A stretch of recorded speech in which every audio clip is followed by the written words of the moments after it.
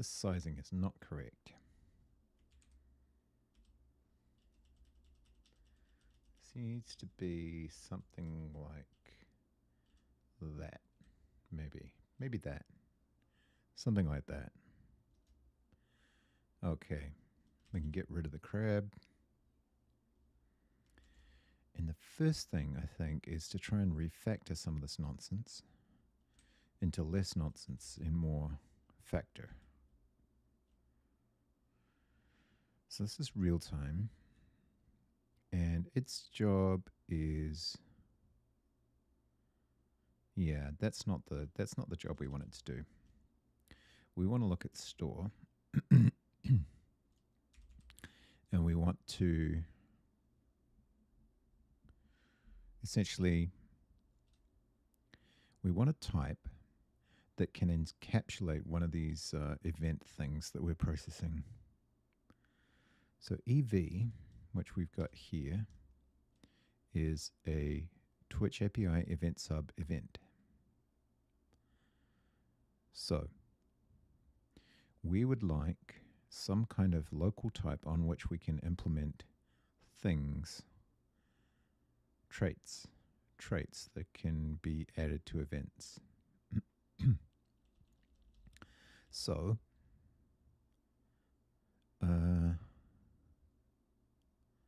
let's explore that. We're in store. I'm wondering if we should be in event sub. So incoming has a bunch of things and a very long listener, a very long match block here, or a loop here somewhere. Well, that I don't care too much about right now.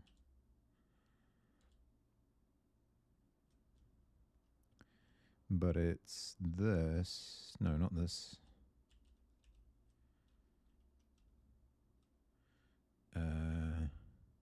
It's the notification stuff. This thing. So we're doing match event pass WebSocket. And if it's a notification, we want to send the payload. And the payload is of type event, right? Yeah. So that's the thing that we want to wrap, essentially. So in theory, we could be sending an robot incoming notification or robot incoming event. I think notification. And we don't actually have to. Incoming notification is fine.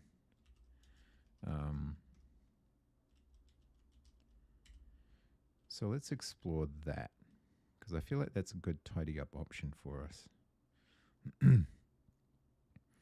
And with it, we could send other things. For example, potentially metadata. If I look at events, in metadata we have message type, timestamp, subscription type.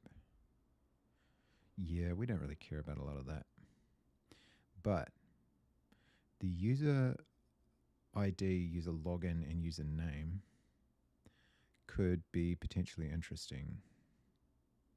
I'm not sure. Are those both going to be me if I'm the one using the token? Because if they're not, we could grab useful information right there.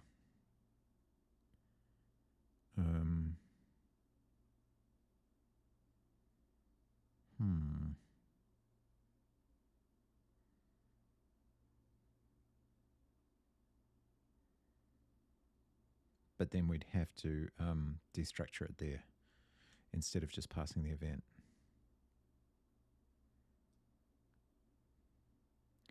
So in theory, it might be better to keep this structure unless we want to wrap a type for the notification itself. I don't think that we do.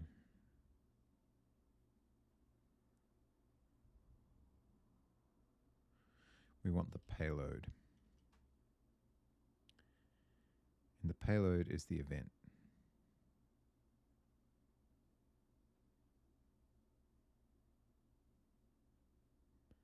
So just looking at events again.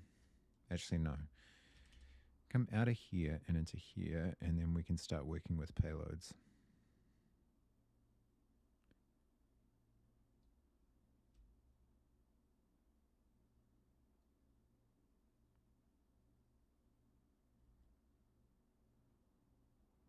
For example, the message payload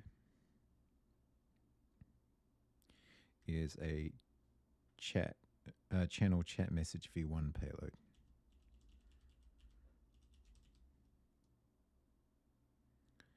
So we could wrap this type to contain the original, to contain this plus some metadata in a known format, so that we don't have to deal with all of these nonsense differences between like username and chatter username and chatter user ID and so on. I think that might be the right way to go. Plus we can implement some things for writing it to the database.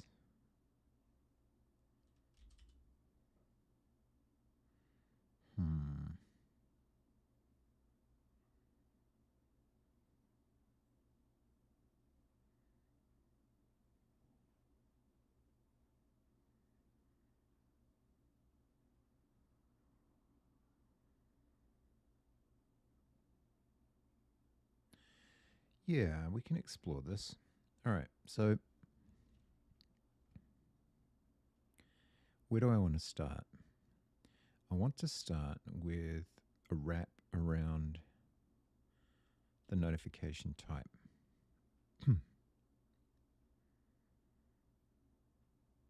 And extraction into useful fields.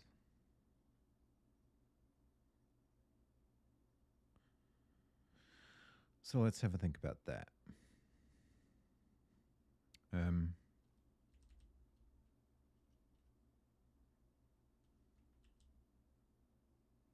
Okay, so all of these are in WebSocket client. So we could potentially give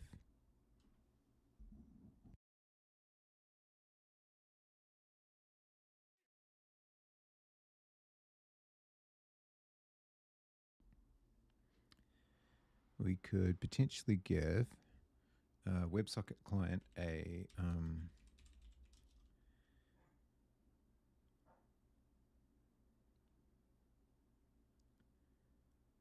an event. What were we going to call it? I think just a notification event. Or is that too specific? Incoming event, maybe? Because it's not necessarily just incoming, like we might use this in the outgoing data stream. So let's go with either that or robot event or something like local specific.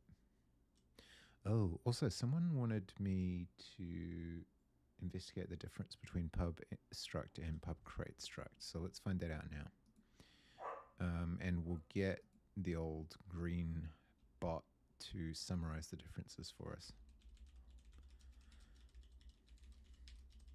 between pub struct and pub create struct, and recommendations when to use each. Sure. Pub struct, any code that can access the module in which the struct is defined. The module is public and the struct is declared as pub struct. It can be accessed from outside the crate.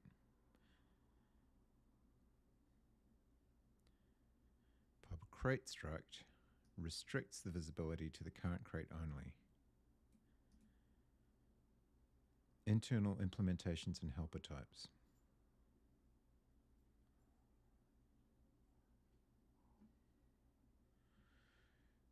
Struct is only relevant within the crate.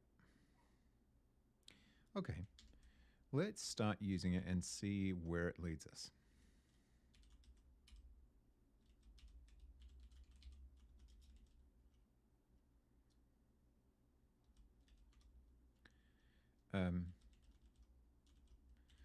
And then, for example, we would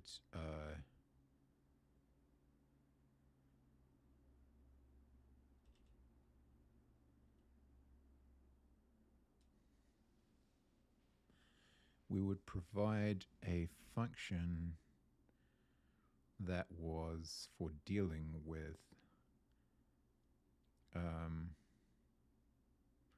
for example, for storing notification events and for processing notification events.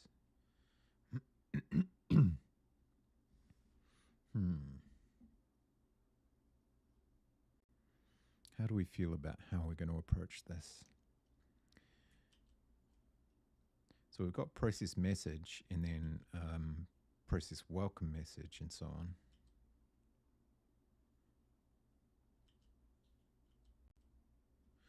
Actually, I don't know that this type belongs here. It might belong in store.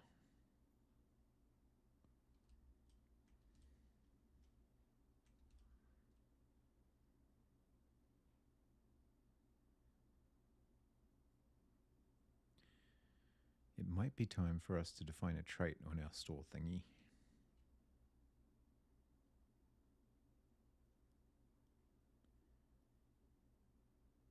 Rather than try and send it through from here.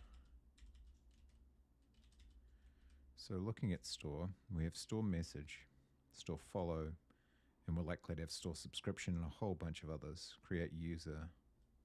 We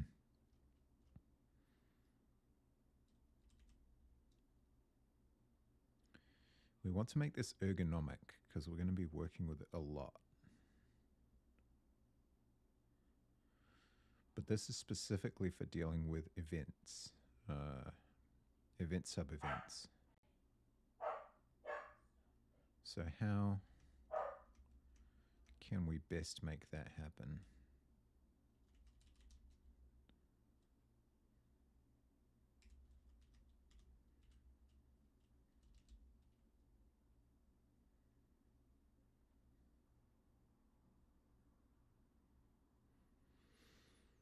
Because we've just got a writer.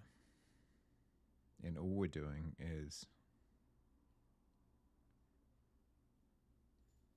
event matching and calling functions. So instead, should we create a store writer of some sort and then use implementations for that?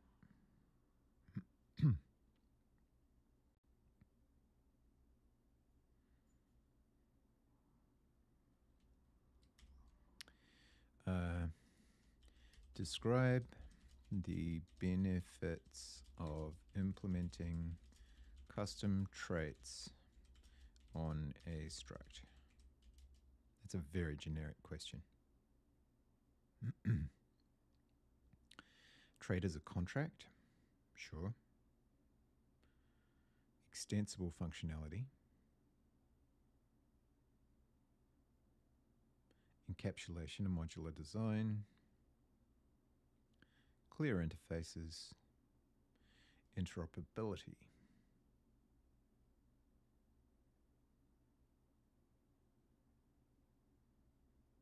Trait objects.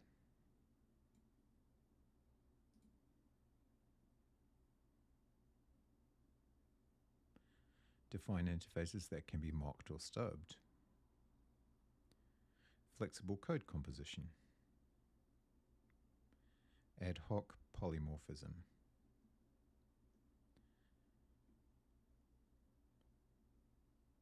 I'm not sure about this one.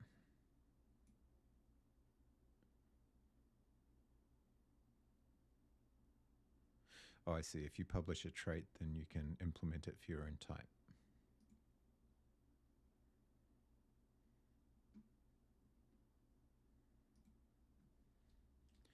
Give an example for code intended to write incoming events to a data store. And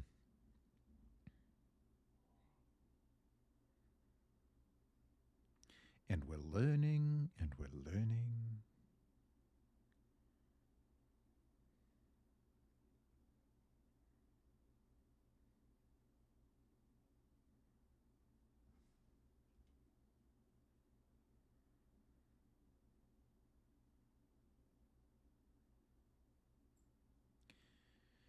In memory event store, sure.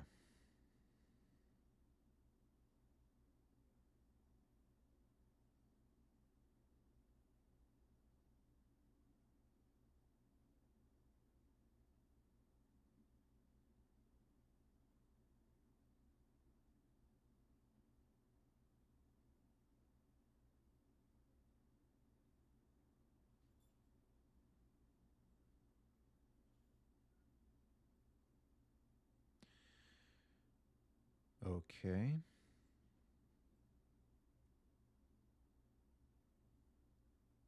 Allows for abstraction and can be implemented for various backends. You can switch out implementations for testing or different operational environments. New design event store.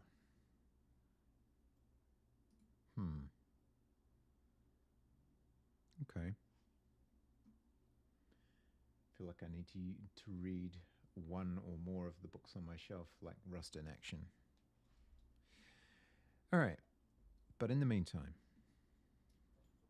do I need it in order to move forward? Let's start by creating a type for dealing with these rather than just doing it inline in the function.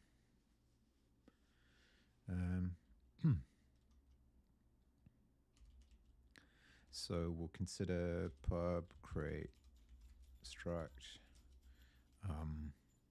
What are we talking about?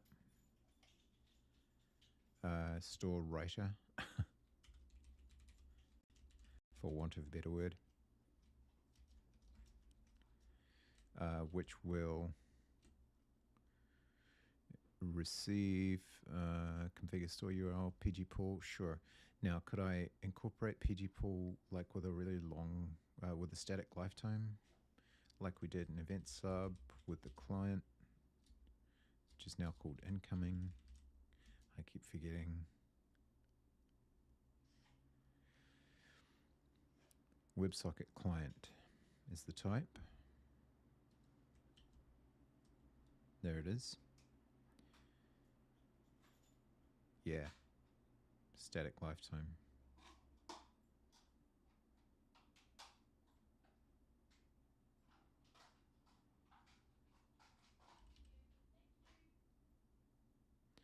So let's get rid of that and that.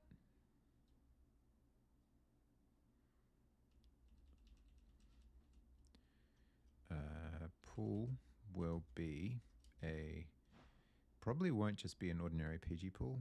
Let's figure this out.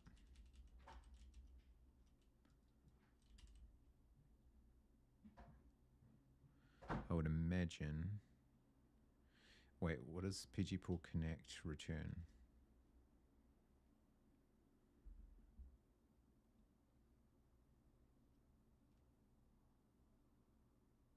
Immediately establish one connection. All right. Okay. And then potentially,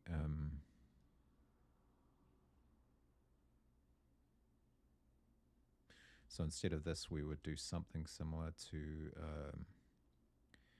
let writer, which is also the name of the function, so that's not great.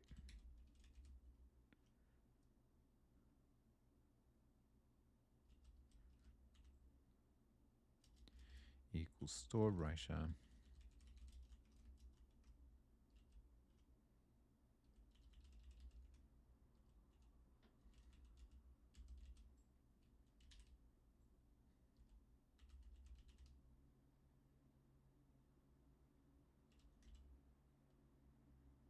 Yep. Okay, so there's no particular need to clone the pool right away, so let's just do it directly and see what happens.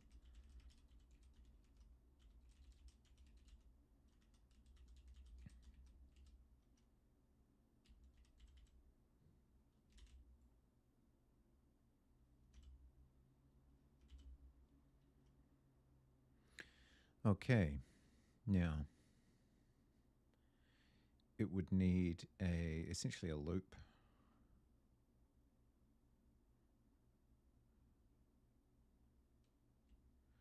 And so we've still got the loop here, so we just would need writer process notification event.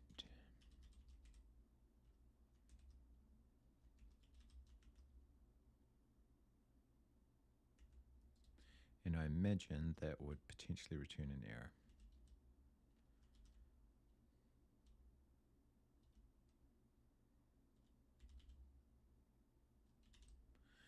So something similar to that. And yep, it doesn't exist yet. So we'd be looking at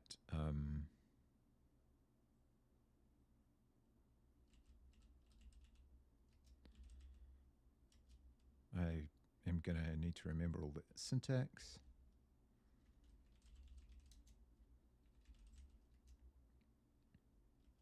All right, just a big block for that. Fair enough. So actually, you could initialize the pull from within all of this, right?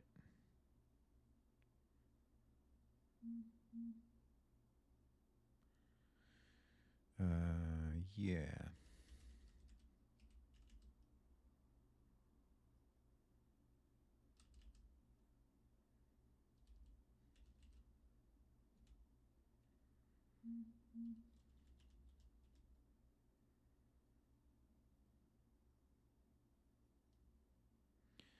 Would one normally use a new? Probably, right?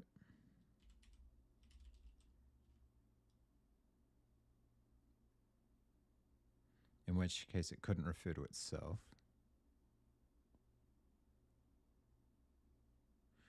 Let's look for the source to...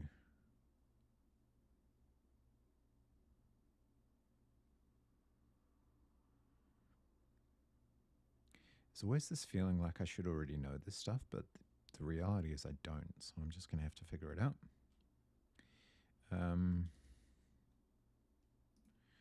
Rust implement new.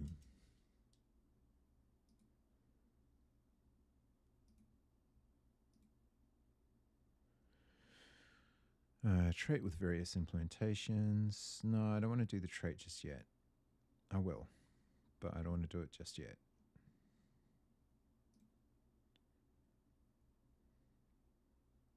Right, so new returns self. That makes total sense. So let's try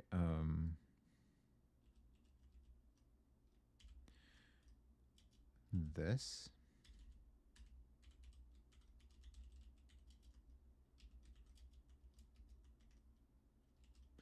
Does it need to be async? Yes, because of the pull connect.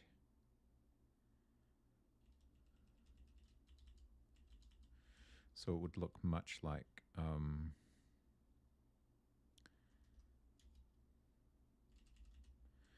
that pull. Actually, no. Would I just do this?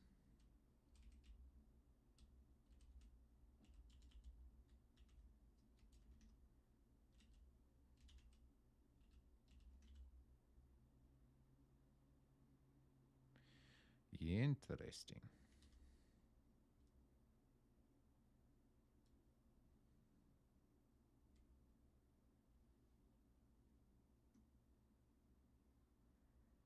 Separate implementation block for items that aren't in the trait. Oh, interesting.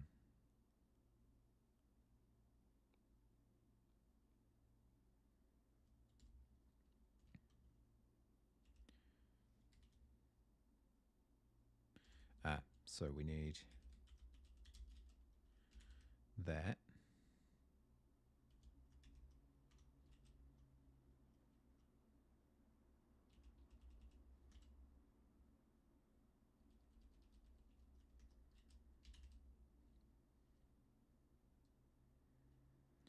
And this is clearly wrong. And yeah, we need the URL. So actually, let's provide that. Or in fact, should we be reading it from the config?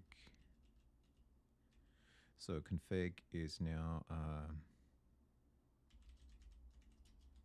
arc config,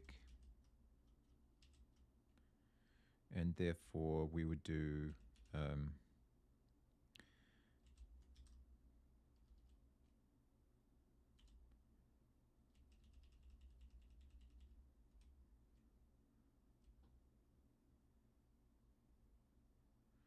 we would do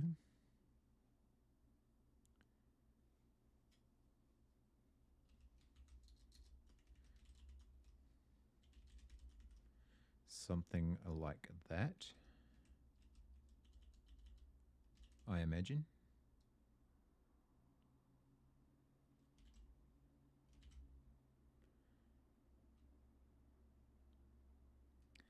And that's because that's not the right type. We're learning, we're learning by degrees, very small degrees, tiny little insignificant degrees.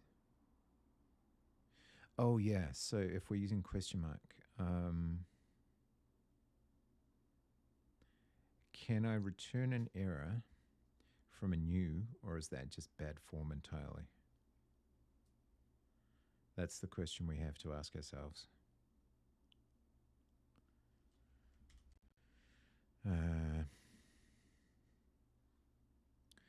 Rust return error from new.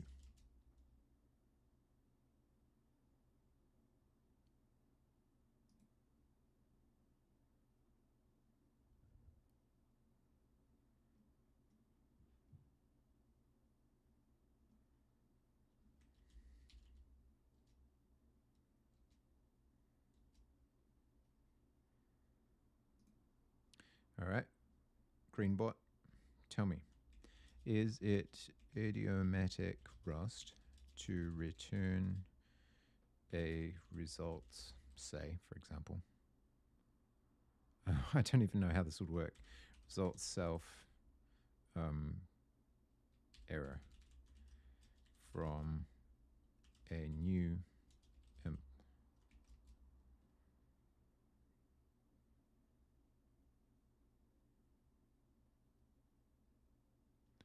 Okay, well, it thinks it's okay. We got ads. I'm not doing anything terribly interesting, but we still got them. All right, so let's try result. I don't work with implementations very much. So this is good practice for me. Result self. You might ask what I've been doing. That would be an excellent question. So let's try that. And see if we have any further success.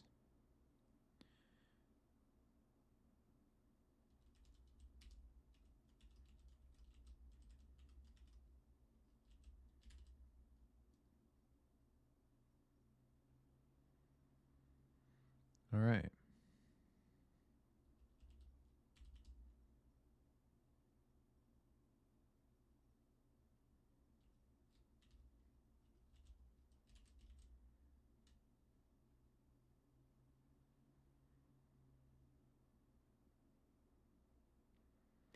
Okay.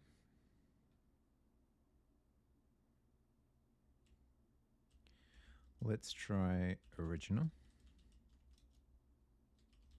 event.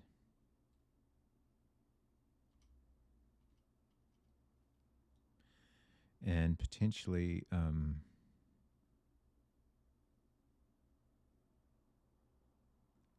some other kind of metadata. Do we need to wrap this in order to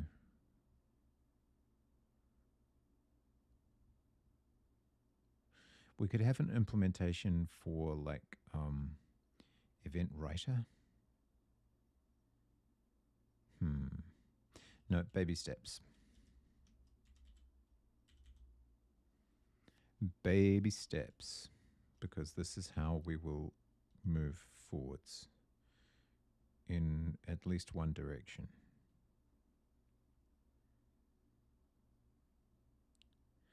Okay. So we can create our thing that has our pool. Then we could potentially create, for example, write event.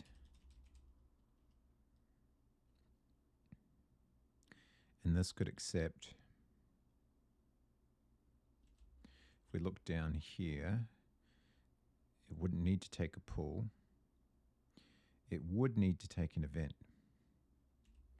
So we could say write event, EV, event.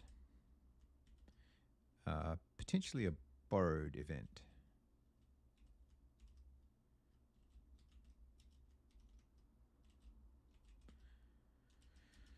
And we could return a result.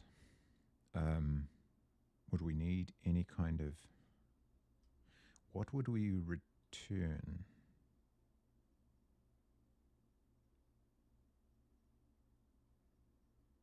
I don't know that we would return much of anything. Let's find out.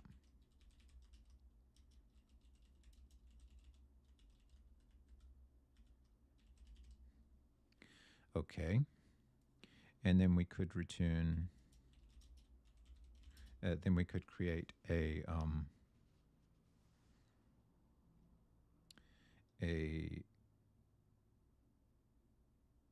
what could we return?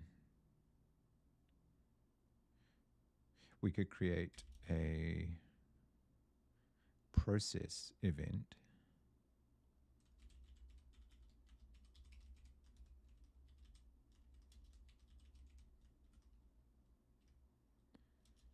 Whether it would be better, in fact, to have separate functions for each particular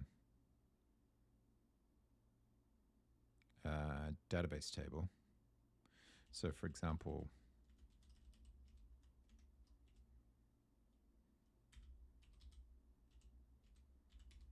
write follow and write message.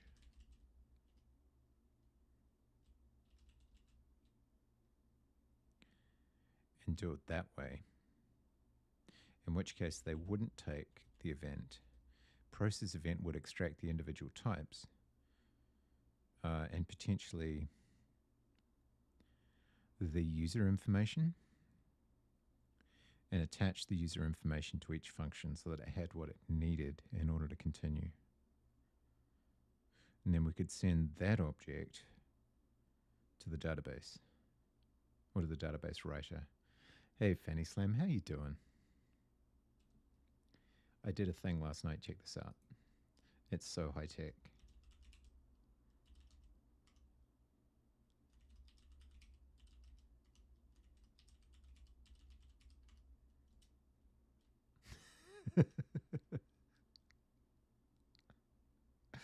Oh, my pixel art cannot be denied.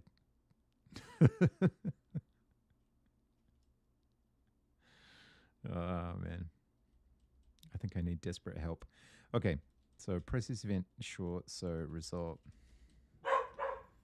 error, and the dogs go crazy for no reason whatsoever. Bork, bork, I know. The difficulty is we had one really silent, calm, placid dog, and then we got an excitable puppy, and now both dogs are just nuts when anyone goes past on the road. She's led him into the bad ways. It's really sad. Oh well. How was your Wednesday? That's what I would like to know. Hi Ted. Yes, I am talking about you. You were a good boy and now you're not. Yeah, you've been led astray, so to speak.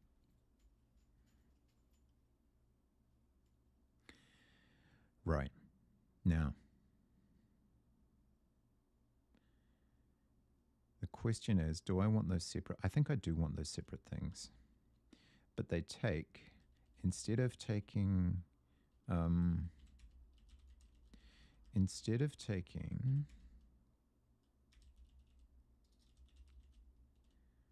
an event, they take a notification event or event with metadata, maybe. Event with event with context. Now, context has a very specific meaning. Event with metadata. We'll start with that and then we'll see how we feel about it.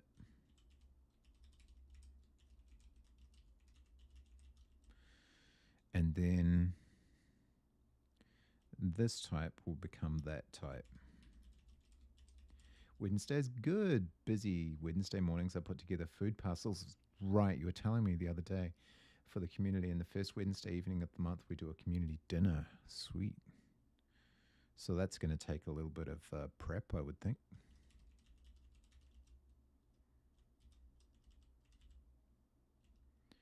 So the original is an event.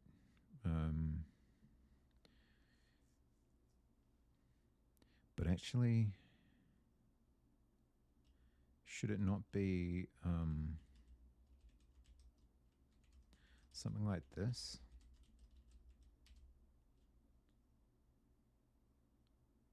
Except that we're trying to extract the payload. So actually, maybe it would be better like... Oh, where is that type from? If we look at somewhere,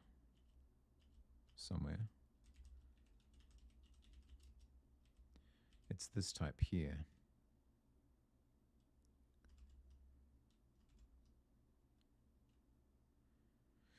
Yeah. Payload, which contains message, which is a message notification.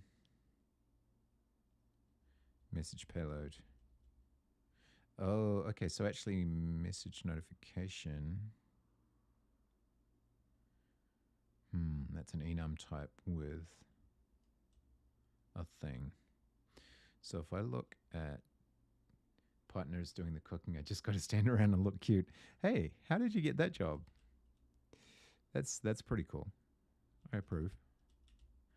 Message notification. And then we go to that type. ES event subscription payload. All right.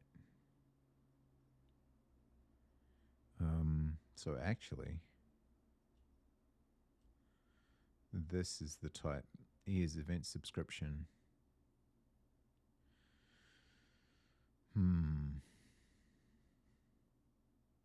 Notification holding some event data. I wonder if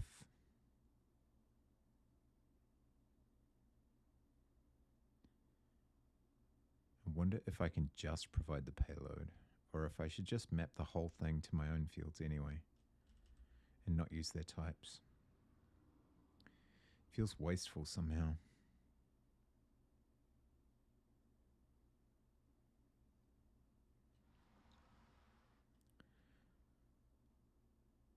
But I need to learn what's idiomatic and what works for me.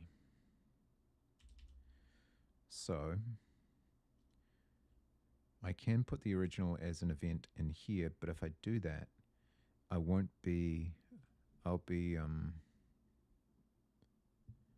unwrapping it every single function that I need to use it in, which makes no sense.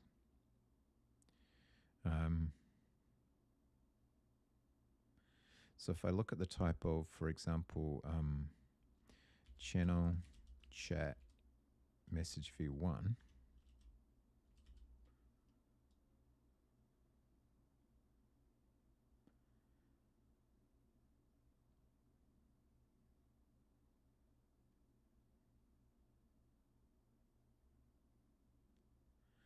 I'm just wondering if there's a way to group all of these types together.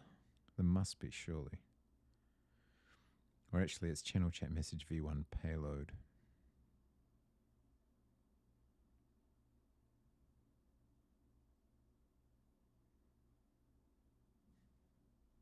So if we can get this right, we're going to save ourselves a lot of time going forward.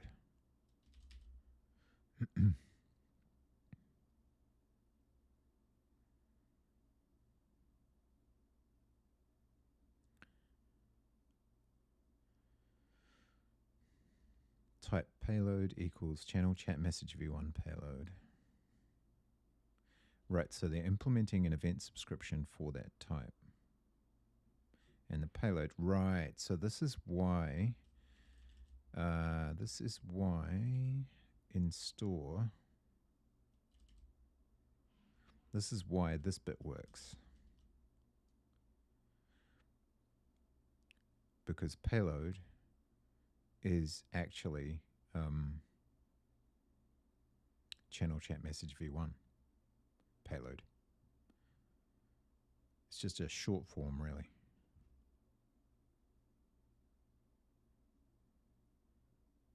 But then follow payload in this instance, if I bring this match block back,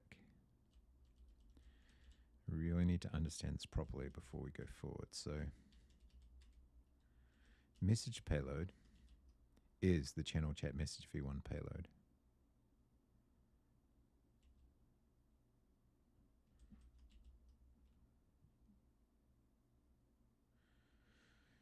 Payload E, where E is event subscription plus clone.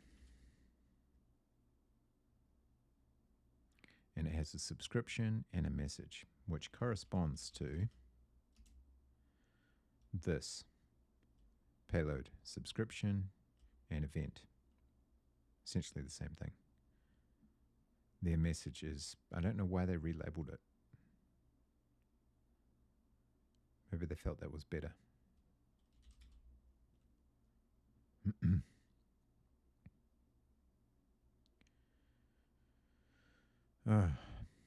Down the types we go. Don't need that. So what is the best thing to store so that I can put any one of the channel chat message, channel follow message, etc. in there and come up with a usable result?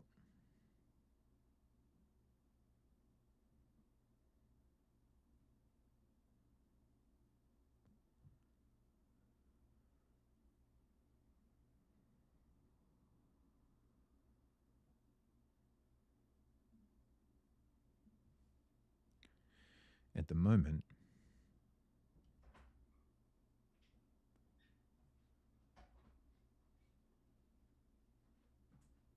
wish I understood the way they express these types. It's like there's 3 layers here.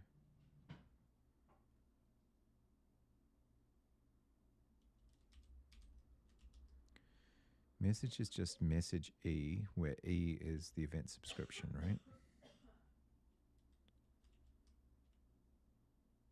Yeah.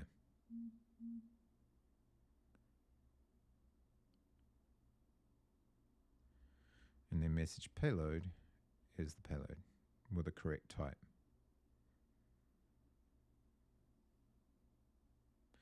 So this is just a way of matching the one that you're receiving. So we will probably end up putting this inside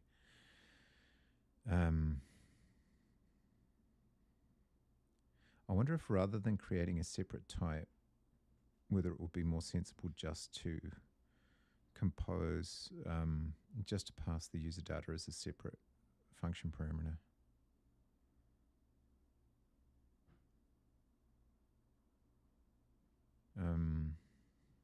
So instead of having this type and trying to coerce, instead of doing that, you're just really explicit about which types are for which thing. So message is channel chat message v1 payload, and then user is some sort of user details, yeah.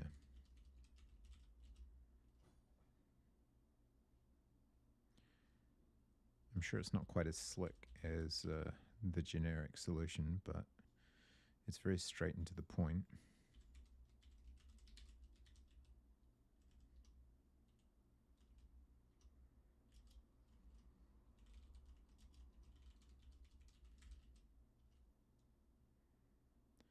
something of that nature.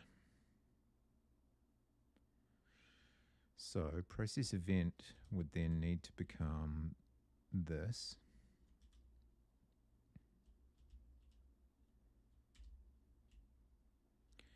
And that's how we direct traffic, essentially. So we destructure, and then we do a self write message. Oh, we do need the pull, but we can use it from ourself. So message payload, and then user details. Now, we need a way to extract the user details sensibly each time, even though each payload has a different shape or slightly different shape. So that's the point at which it might make sense to have. Yeah, I guess you just construct it differently each time, like, because we already have the information we need. We know what type we're dealing with. There's probably a really smart Rust-friendly way to do this, but I'm going to do it the dumb, boring, pedantic way.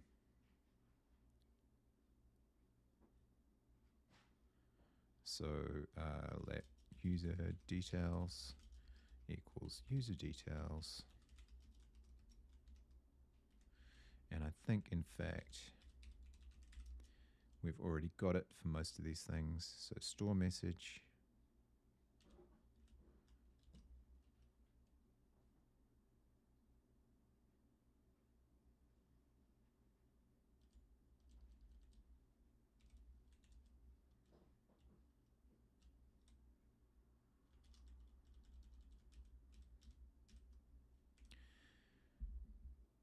Yeah, something like that.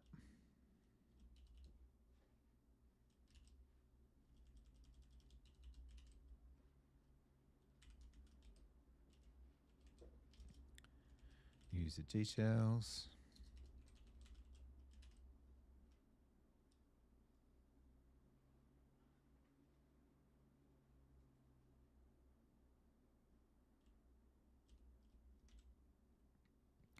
And a bunch of errors. Right, so we're not using EV in this case, we're using message payload.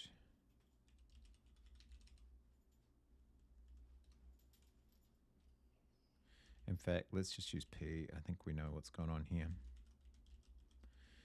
And brevity, whatever, blah, blah, blah.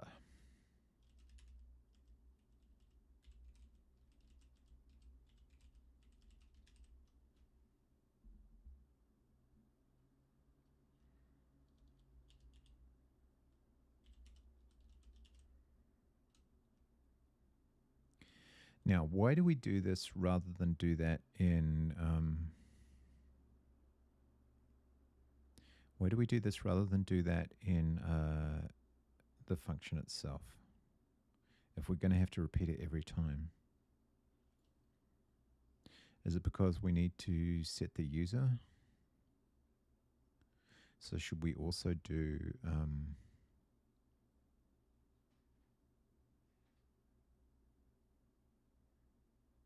should we also do the user creation step in here as well? What is the benefit to doing it here?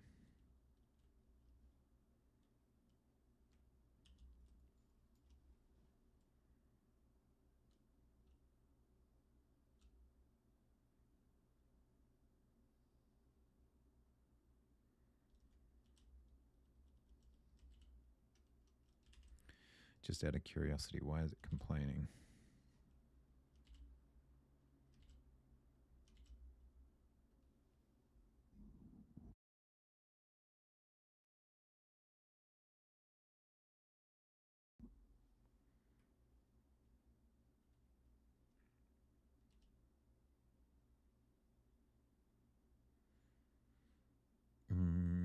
What did I screw up there? Oh, yeah.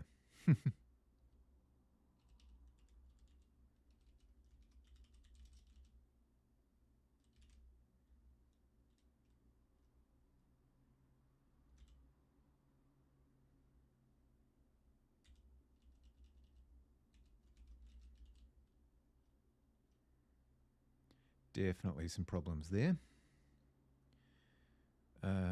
Use associated function syntax instead. Really? Why?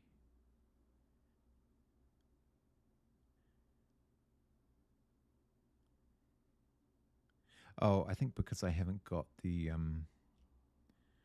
I haven't implemented the function yet, maybe.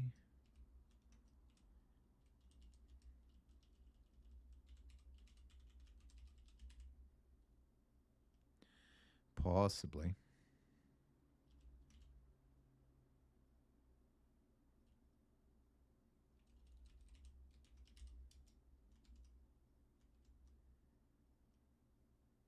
Oh yeah, I totally did.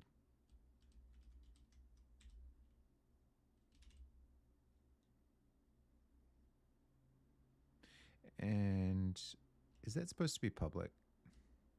There's no need for that to be public, right?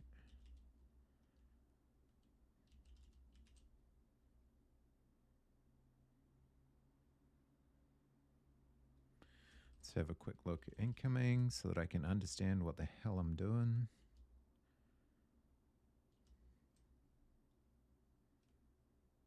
Oh, is that not supposed to be a reference to self?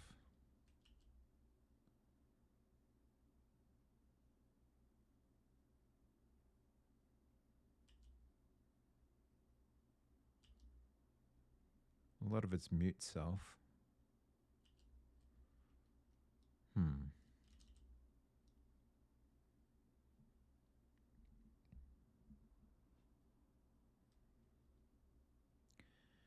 Okay.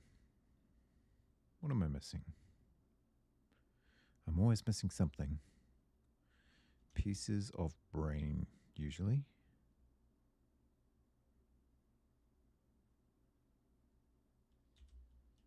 How about we use the correct syntax for the language, eh? How about we do that?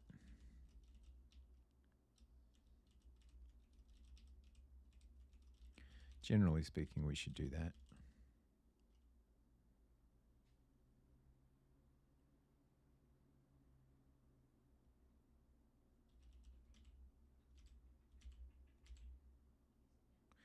And we probably need self, right?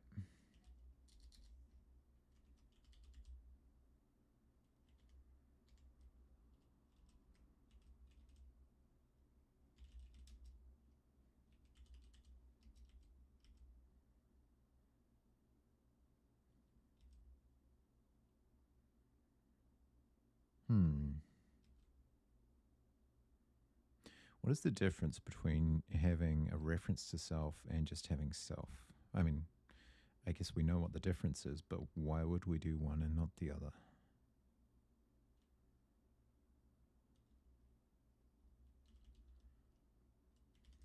Let's ask the green bot.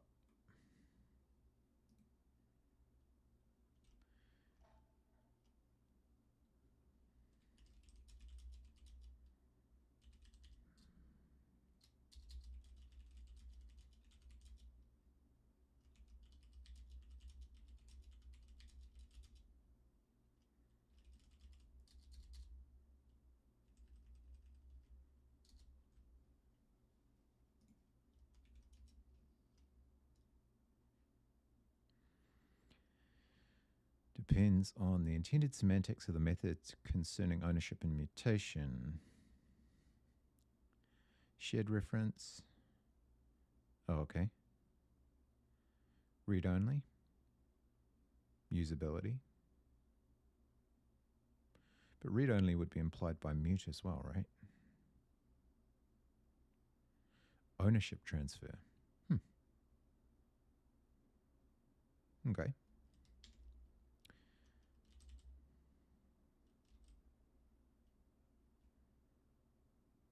It's possible you're in ads. Give me 2 seconds.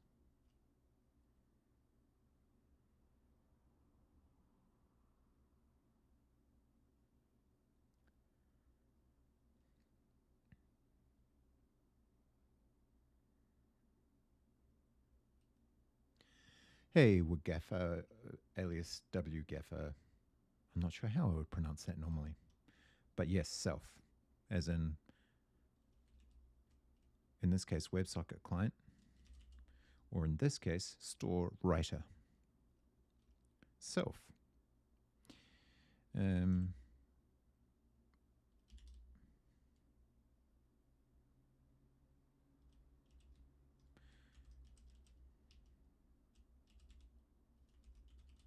Because we will need to refer to the pool, which is on this particular object. Now, my question is whether I should continue to use user details in here. So we'll build this up slowly and we'll figure out each step along the way. So if I look at my current implementation of follow, store message, store follow, I build up the user details, and then I make sure the user gets created if they don't exist already. And I check the follow date, and then I insert a row, and then I return out. Is there any reason why I shouldn't, for example, create the user in, see, I do need access to the user ID.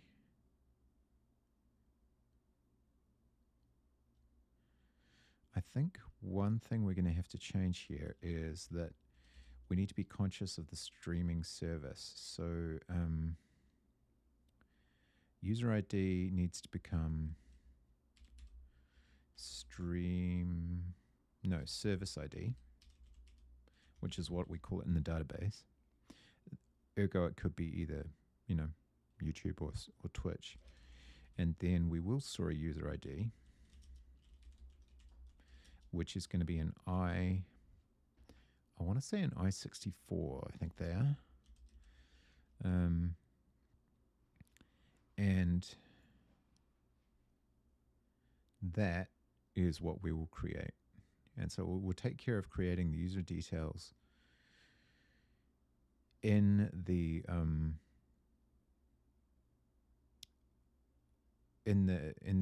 processing phase before we get to the message phase, and then the writing of the record becomes very simple. I hope. That's my hope. All right, so let's figure this out. First of all, we will do a async fn find or create user, which takes self and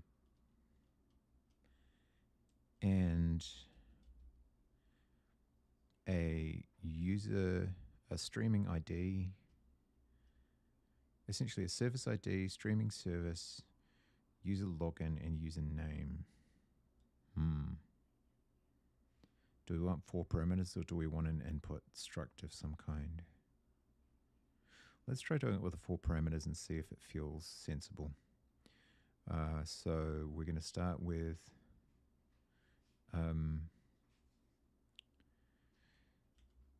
service ID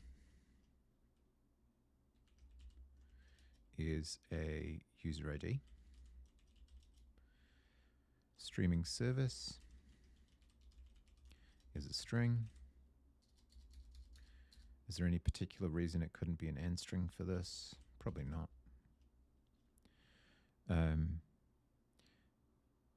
User login. How about we spell in some fashion? And a username. I don't see any particular reason that couldn't be an AND string as well, but we'll figure it out. And then we're going to return a result, user details,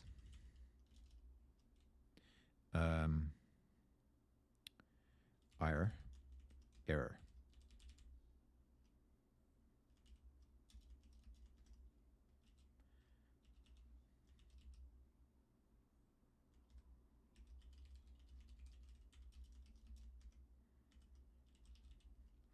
And then that's going to contain streaming service.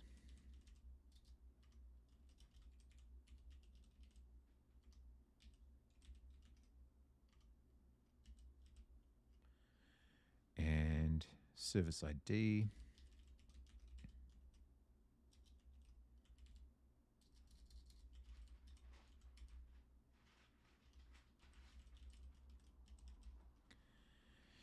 We're going to return a user ID, which we're going to create, user login, and username.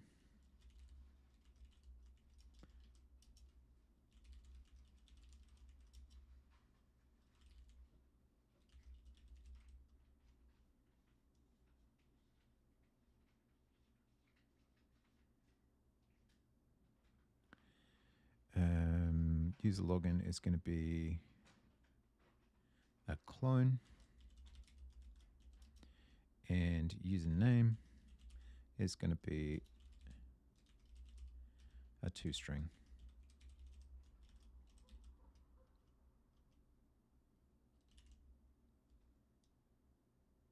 How many errors do we make? None. That's helpful. We like it when we don't make too many errors. Okay. So now we copy find or create user.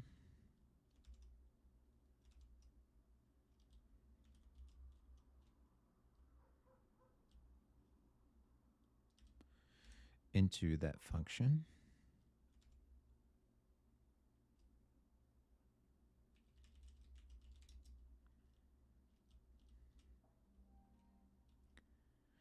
And then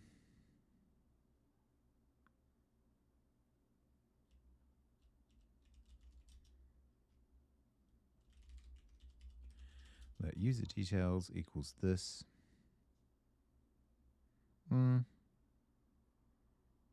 No. Let user ID equals that.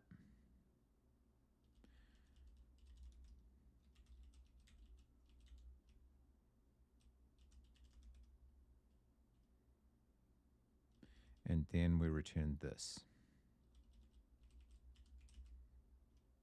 How does that sit with us? Not well enough, I don't think. Not well enough. Possibly not well enough.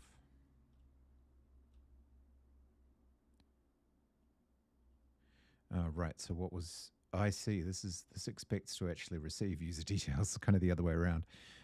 So this is going to be where service ID equals service ID. Hang on, what was the as string? Okay. Service ID as string.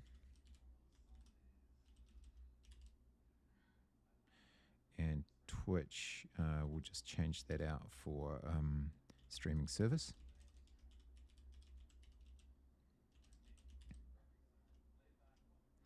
And then this becomes self pull. Possibly a reference.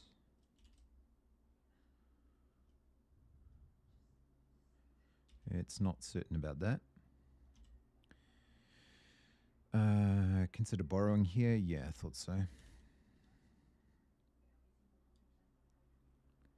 Okay, and now we've got create user. Oh, so that requires user details. Okay, so again, this would not need to take that, but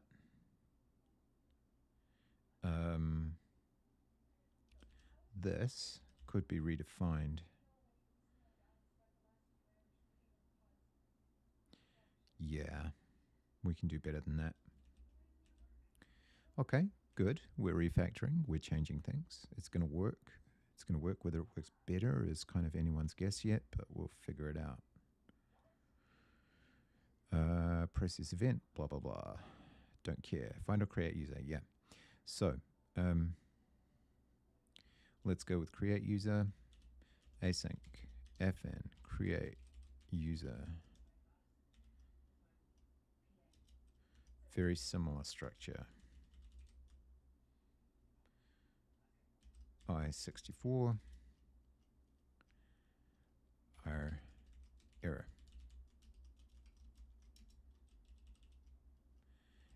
want all of these things,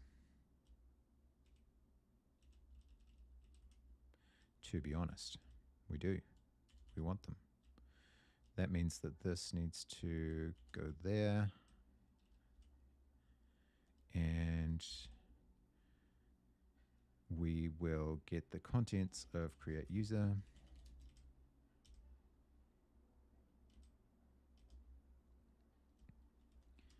And grab it. And hopefully go back to where we were. Nope, I'm not that lucky.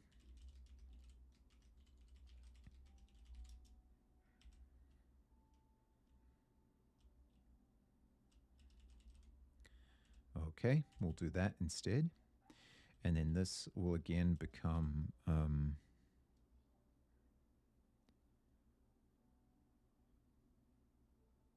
wait, this is completely the wrong function. Create user. This one. That's the one. Much more sensible.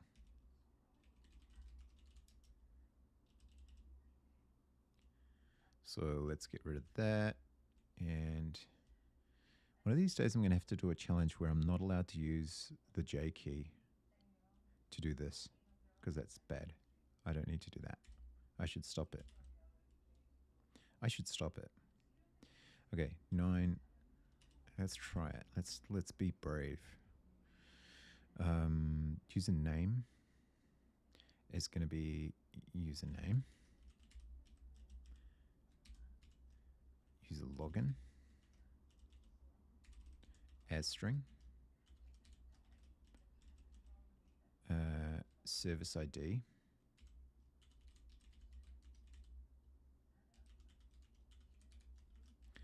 And stop card coding this, you dumbass. Did you hear Charlie is ditching us? Wait, what? I thought he was doing like a 30-day stream or something. Hey, Furnace Sigma, how you doing? Let's die. Why do you hate my Rust that much? I know it's bad. I understand. I'm comfortable in my suckage. Streaming service. Yeah, like that.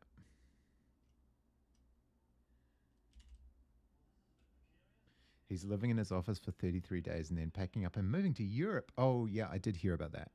But I didn't know that that meant that he wouldn't be streaming anymore. I guess it probably does, right? He'll be too busy going to, like, raves.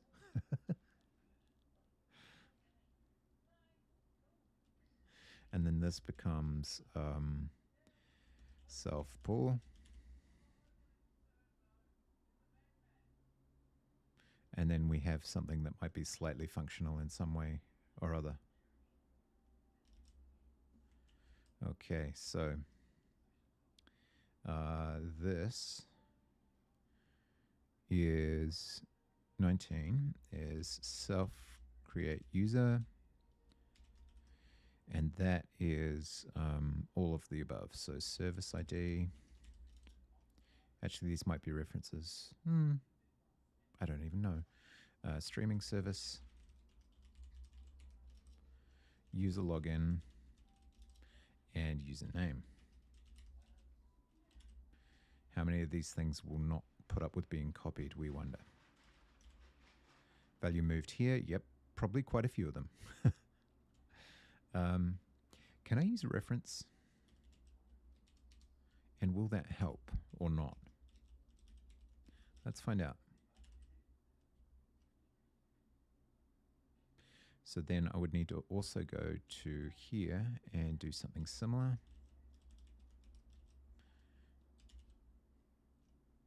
I don't know if he'll be streaming still. I just mean he's ditching us Kiwis. Yeah, fair enough. I imagine he probably will still be, but you never know. Oh, that seems to have worked somewhat well. Create user, blah, blah, blah, blah. Yeah, fair enough. I guess because we're just doing reads, right? They're all fairly simple values. Okay, so we've broken that up. We don't need this comment anymore. and we return one of those user details type things. That means that on line 27, we can now use self find or create user, service ID,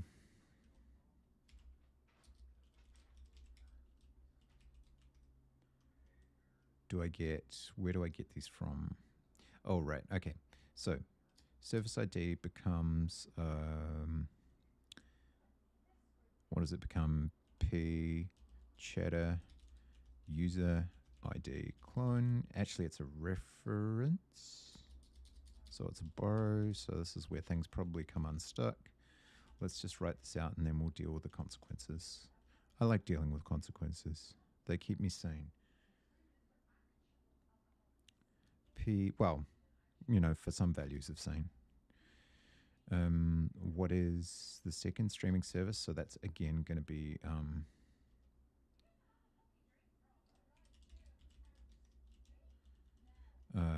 user login is going to be and p cheddar user login, and this is and p cheddar username.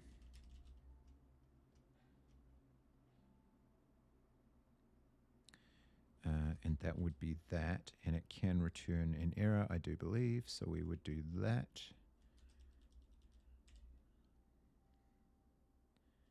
Of some description. Now, how many bad ways did I fuck this up?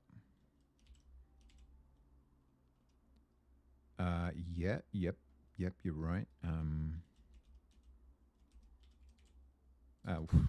As string. How about we do as string? How about that? In which case we probably don't need to borrow. Oh, maybe we do. Okay, what's the problem here?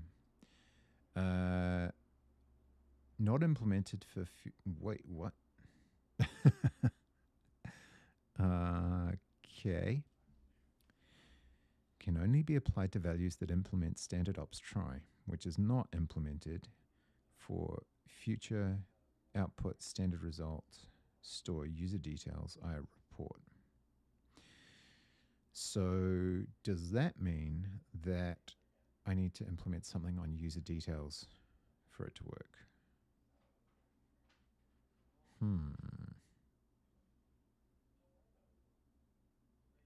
What is standard ops try, first of all?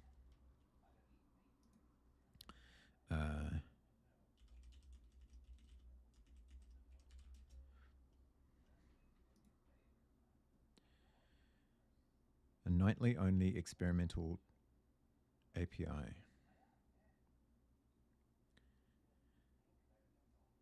Oh, because of this whole, yeah, they changed that. I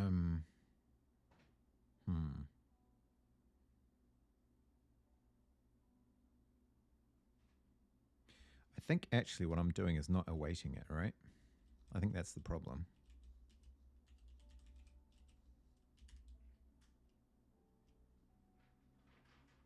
Yeah, it was a much simpler solution. That was the issue. One does need to await the async. All right, cool. Now, what else do we need to think about?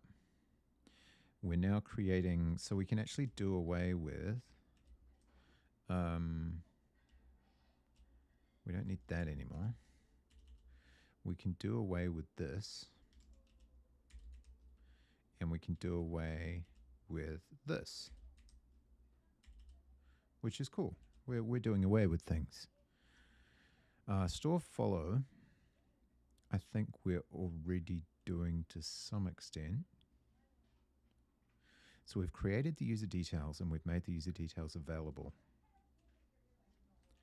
to whatever our notification event is.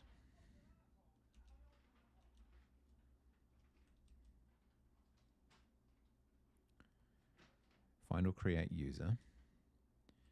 And then if we're going to write the follow, So that's the thing we need to do next. So store, follow. Oh, we're not going to do write message first, though.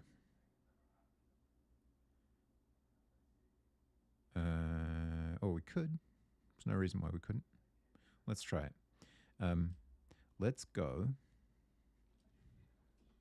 Let's go to store message and take most of it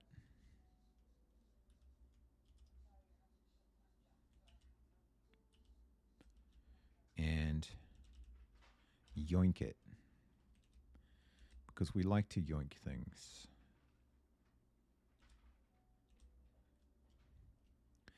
Write message. Let's yoink it here. We don't need to define user details because we've already got them. We don't need that. We do need that.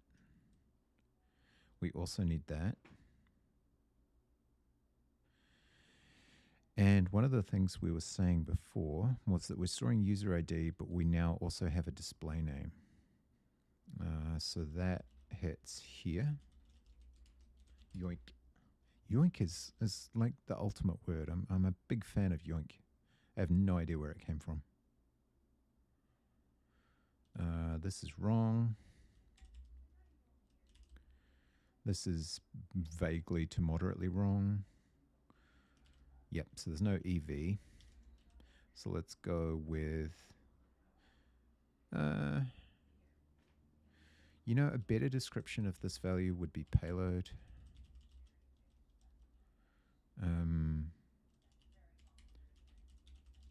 So we'll do something like that. And then we'll go down here and we'll replace all instances of EV with payload. And we'll be pretty comfortable with that. And then we'll come up with a value for using display name. Oh, awesome. Coined by writer George Meyer for the TV show The Simpsons, perhaps from Yank or imitative of the sound effect, a quick upward slide on a violin that accompanies something being snatched in classic comedies. According to Bill Oakley, they stole it from Archie Comics, or so he thinks. Well, theft is the sincerest form of flattery. What is your problem with this?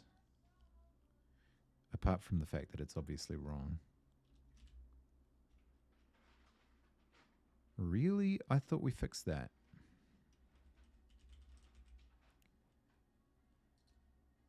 Isn't there a migrations with display name?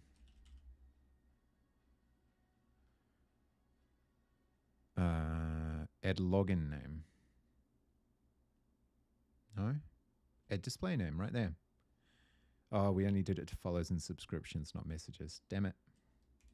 All right. Super base migration, new.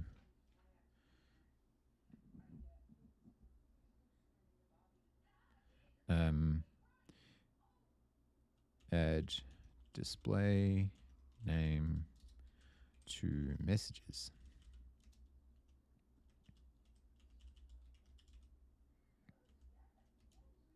Alter table messages, add column, display name, text, not null.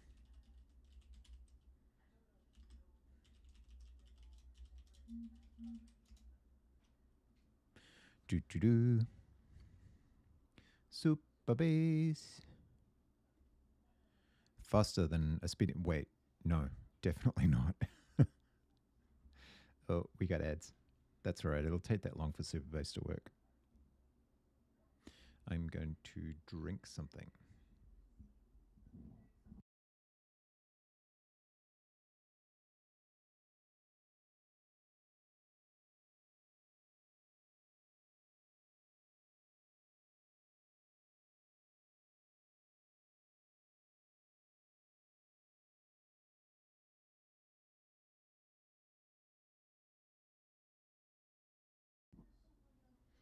Good boy, Tid. Good dog. He's so tired. They went to their pack run today. We kick him out every Wednesday to a service that comes and picks them up and takes them to a paddock and runs them silly. It's great. They come back muddy and exhausted. Now, we're going to need to recreate the shadow as always, and I still haven't scripted it, although I really should. Create database, blah. PG dump, blah. Thank goodness for for terminal histories. PG pSQL. Yeah. I think that actually the admin error might be the runtime stuff because they never have runtime enabled after I'm finished. It's called, yeah, I forget, it's like Packrun Incorporated basically. But it's good. And it's good for the puppy because she needs exposure to a lot of other dogs. She's a bit mental. Right, so that should now exist. So hopefully Rust Analyzer will stop freaking out. Maybe.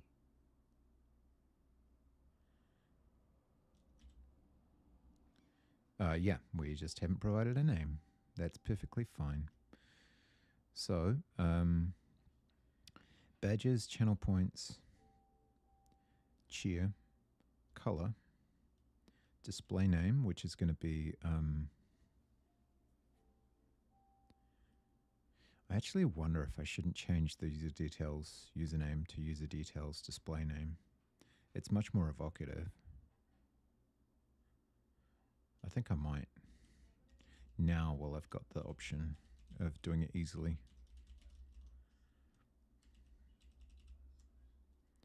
Something like that. All right, so that's going to break a bunch of stuff, but that's fine. And we'll go with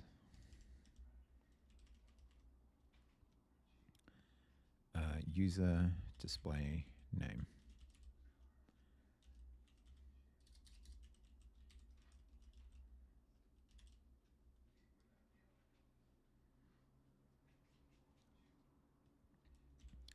And then this will be self.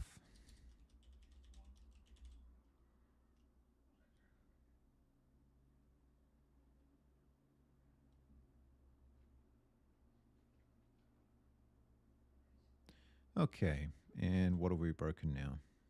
Oh, still? Oh, yeah.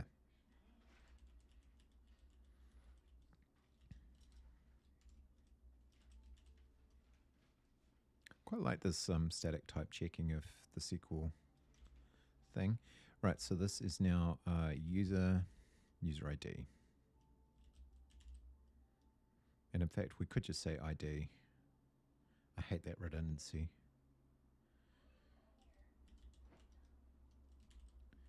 Let's get the naming right, or at least, vaguely right.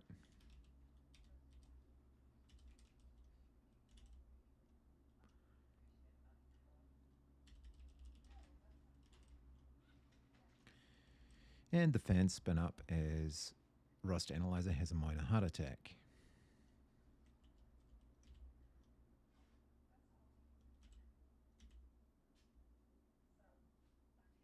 Oh yeah, that's right. We're supposed to use the opt. I'll figure that out in a bit. Okay, so this should now be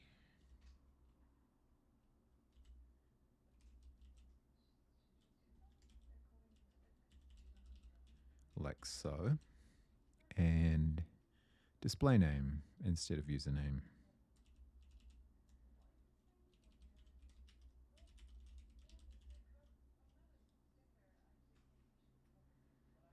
All right. Okay. Let's see what is next. So does that mean I can get rid of store follow? Oh no, store message. I can get rid of that. Yes, I can. And then store follow. Don't need that, don't need that.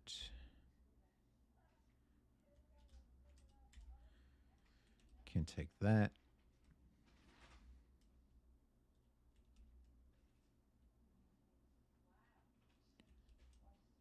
create user, right follow. There we go.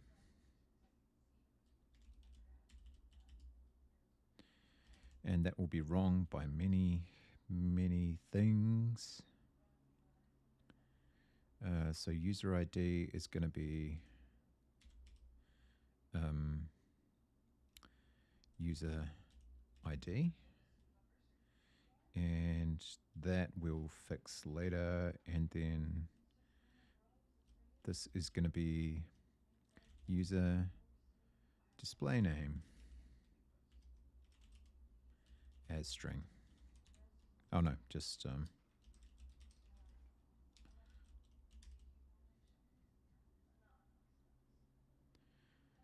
and this is self pull.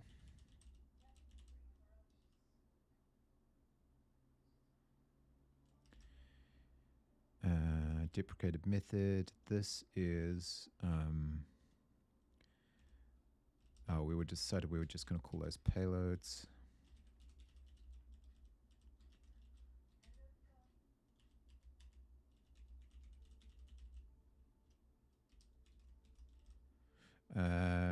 Wait, what is followed at? I think that might be a date. What is followed at? It's a timestamp. Okay. All right. Now you think I should use timestamp nanos opt.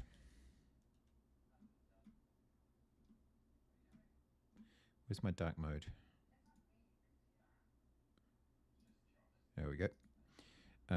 So we want. Oh, that's because it was doc rustling. Fair enough. Docs rs chrono, and we want timestamp nanos opt.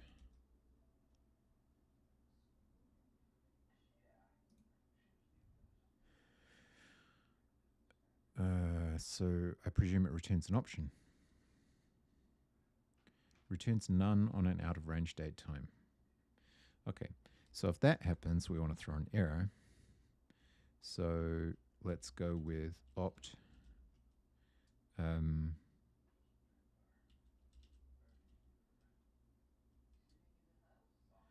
guess okay or IR. Yeah, so let's go, let's grab this, take it up here, and let's go let timestamp, what's the name of the, oh, it doesn't matter. Okay, timestamp equals offset date time, blah, blah, blah. And then okay or IR, timestamp follow timestamp out of range.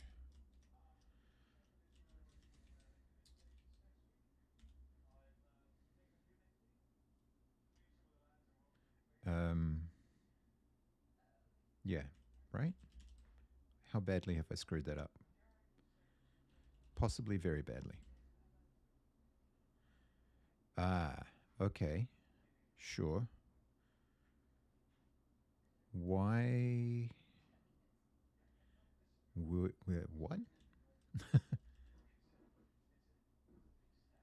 Option I64. Oh, interesting.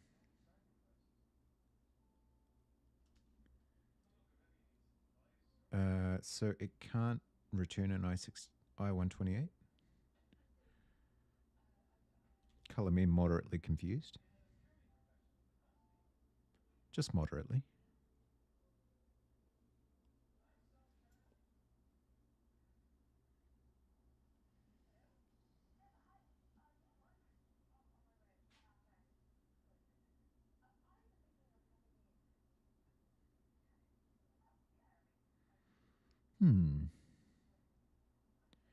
Would that need to be an into?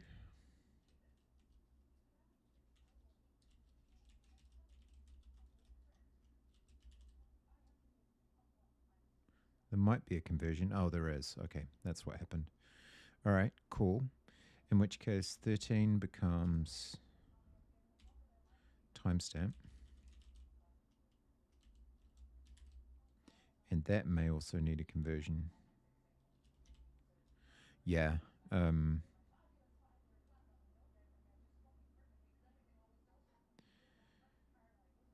okay. So it's still a result. I thought right. So this whole function returns a result as well, which I need to deal with.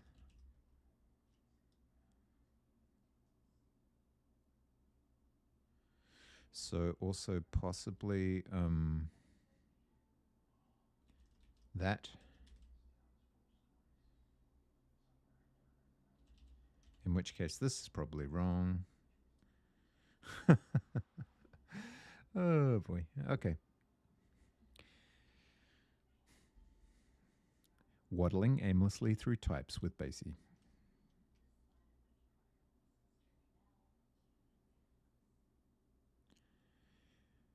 All right, so we can't satisfy from result I64.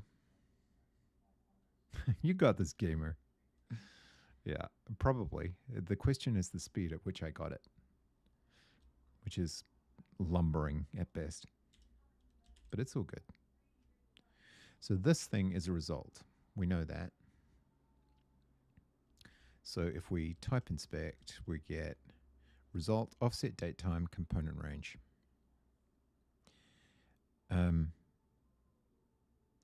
In order to propagate that out,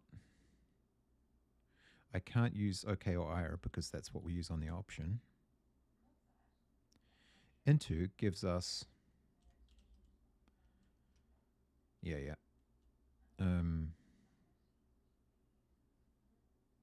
So what is the difference when I do this? This is what gives us the I64 to I128 incompatibility. So I don't want to do that. So for example, if we separate this out, what do we get? If we get let nanos equals, let's just do things in stages because the stages might teach us something.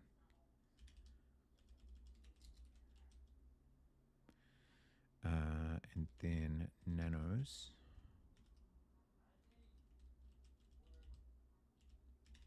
Where does that lead us? Tell me your secrets, LSP. Now we need type annotations. So let's say I128.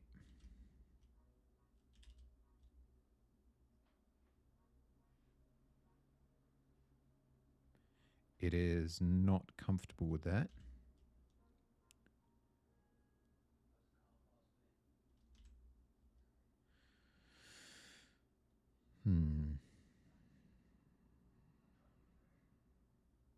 What happens if I do this?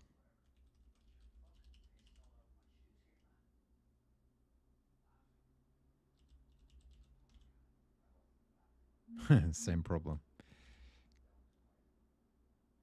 Yes, I know that I can use into. I'm well aware of the problem.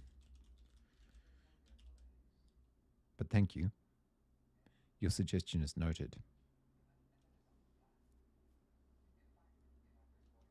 Oh, thanks for the lurk, Vanny. I appreciate it. Enjoy stuff.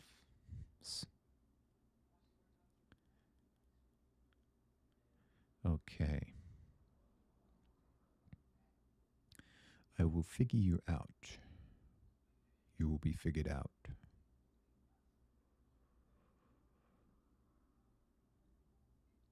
Just out of curiosity,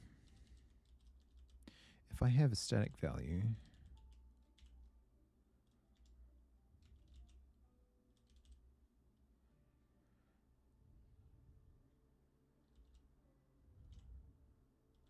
then we're okay. Okay.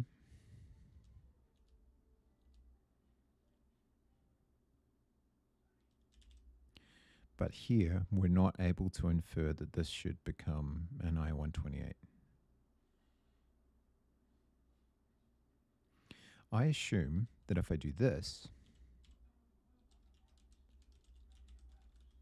then we're pretty much okay. Let's see if that's true.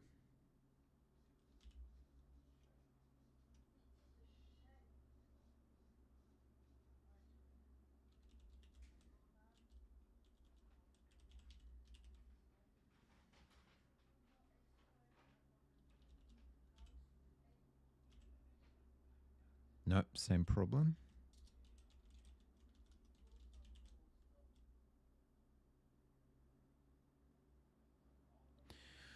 Okay, so it's the error reporting that's leading us astray.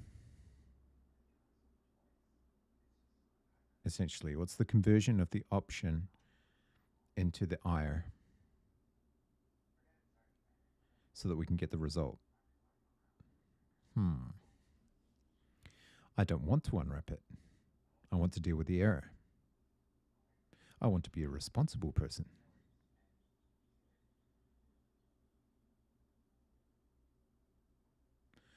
I am confused. Just out of curiosity, if I do this, it's going to have an incompatibility with the error type, right?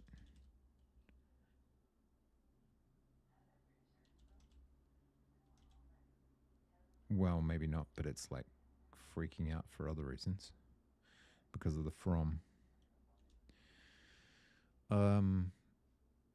Interesting. So what happens if I do this?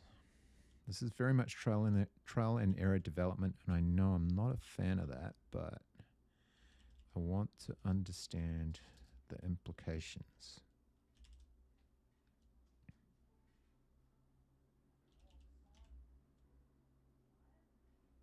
Oh, whoops.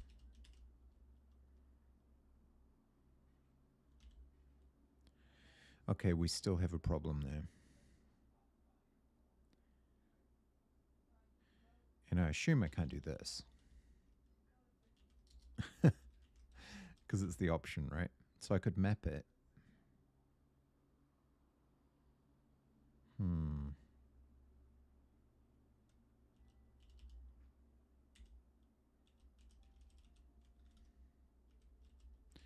And this gets us back to I don't know which one to use.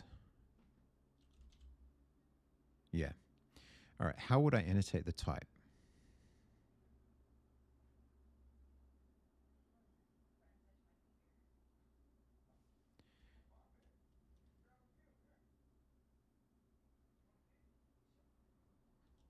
Because it's clearly not this.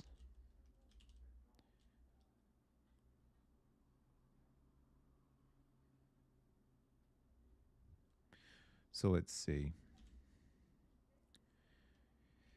So standard result I64, I report as standard convert into. That doesn't sound right.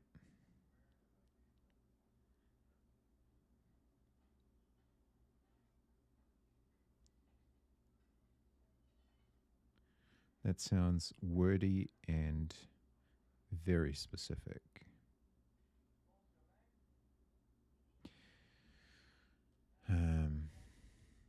And if I remove this, what was the effect again?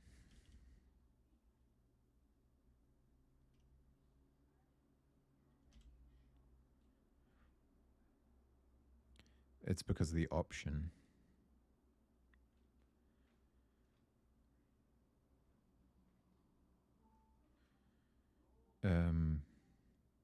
Which is never going to work. So I need to throw an error if it's none, which is fine. I'm happy to do that. But I'm not sure how to specify that I would like. Maybe I shouldn't use into. What type do I have at this point?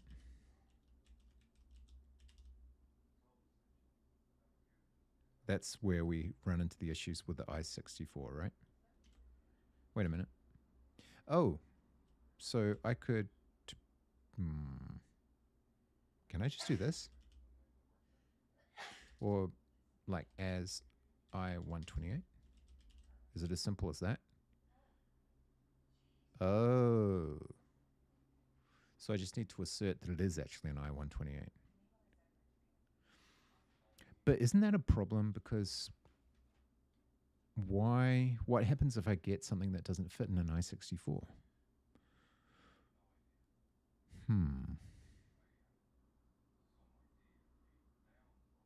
I guess Chrono is saying that timestamp nano's opt will only be that big. How big is an i64 max range?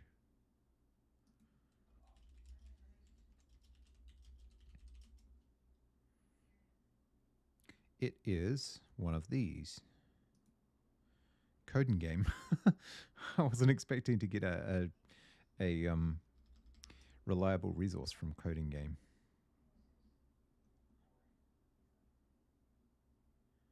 I mean, it's a big number.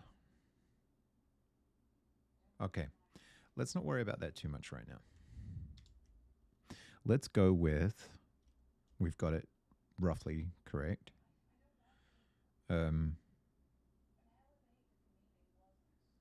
And we are able to write a follow by the looks of things. So I should be able to remove write follows, which I have. Pub async function process event. And we should be able to do both these. So let's go with event channel follow payload. And we'll go very similar stuff. This is going to become P. Whoa, that's the wrong set of parentheses. We're going to have find or create user, yes. This is not going to be chatter user ID. It's just going to be user ID. This is going to be user login. And I think at least one of these is display name, right? Shit, we're going to have to undo some of this for a sec. I can't remember. No, I just need to look at the types. I'll be fine.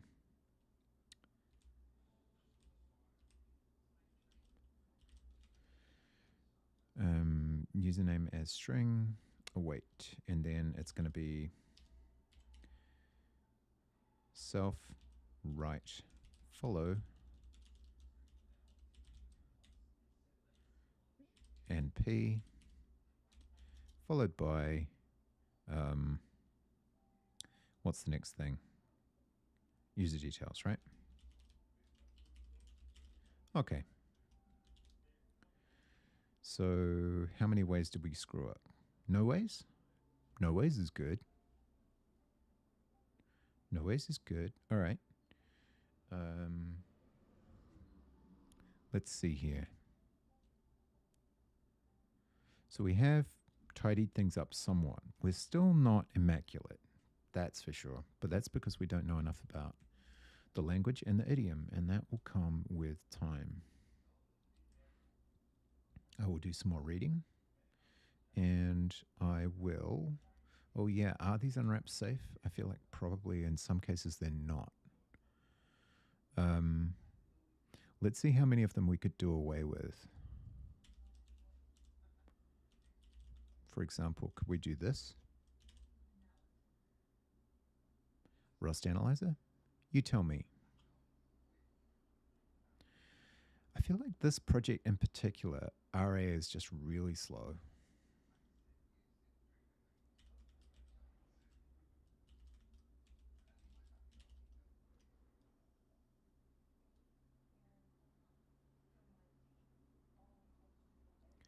Okay, so far so good.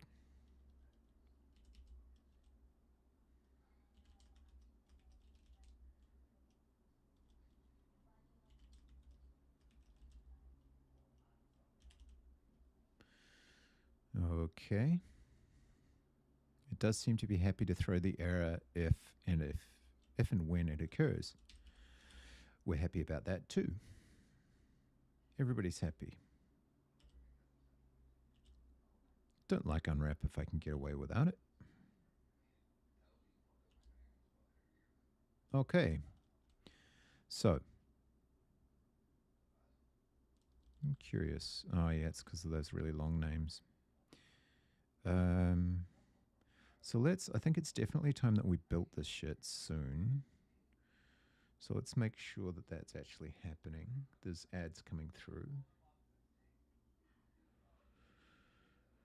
By the way, if anybody has any issues with mic level or volume, please tell me because I'm still trying to figure out this new one. Now, so we have this. So let's look at our init. Let writer is store writer, new config. Well, let's unblur, writer process notification event. And that doesn't actually exist. It's called process event. Let's just call it process event. I wonder why it didn't tell me that was wrong.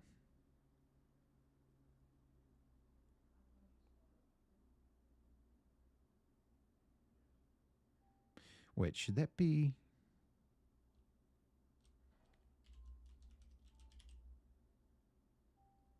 No, right? No. No, I'm just spacing. Okay, this is... Wait, what? Rust Analyzer, you so out of date.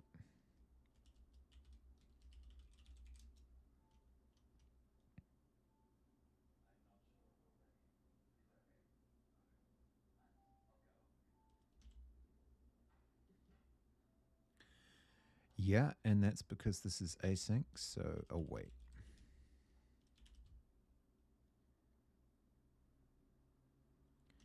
And this is also async.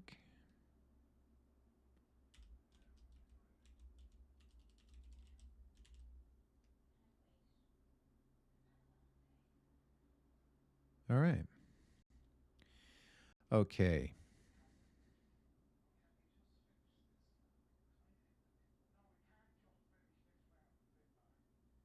We no longer need to do that because it's already in a .env.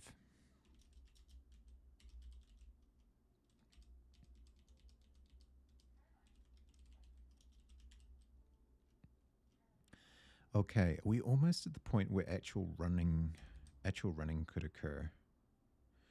Will the project build? We would like to know. We will enter our password.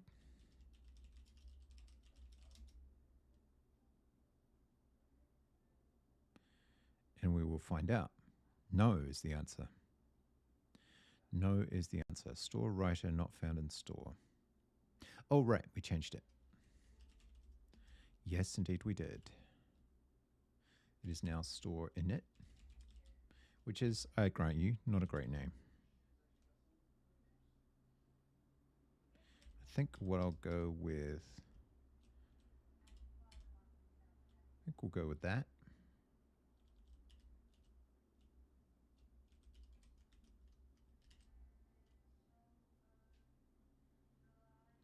Oh, we so need to fix this shit. But not yet. Not yet.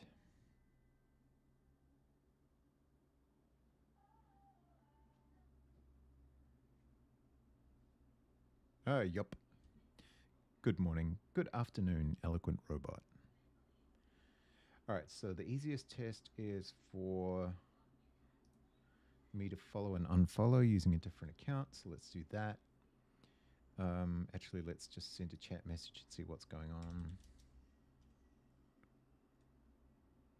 Oh, nothing. And you know why? Because it always turns real time off whenever we restart things. This is follows real time, enable real time, messages, enable real time, subscriptions too, please, and users. Okay, now we're cooking.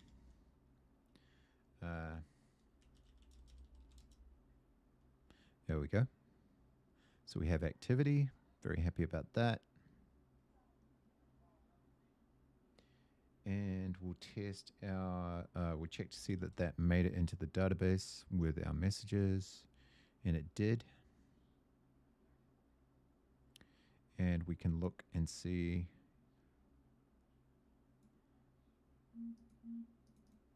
that it exists. It is a thing that exists.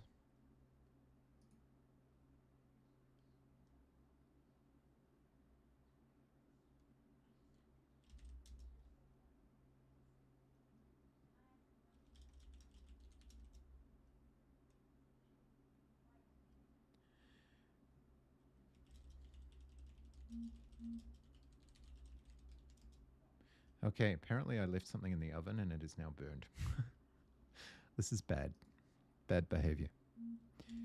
All right. So this works good. So now we check our follow using a different account. We unfollow and then we refollow and the robot responds. Okay. So we're back to a similar state that we were in last night, except with maybe more sensible structure. I can live with that. Is it perfect? No, but I can live with it. And it's 4 o'clock in the afternoon. Okay, let's see here. Let's get rid of all of the spam where we're sending every possible detail under the sun. And that happens in outgoing. So let's see here. And we probably should do something similar with the chat sender where we process the events. But maybe we won't refactor quite so much right now.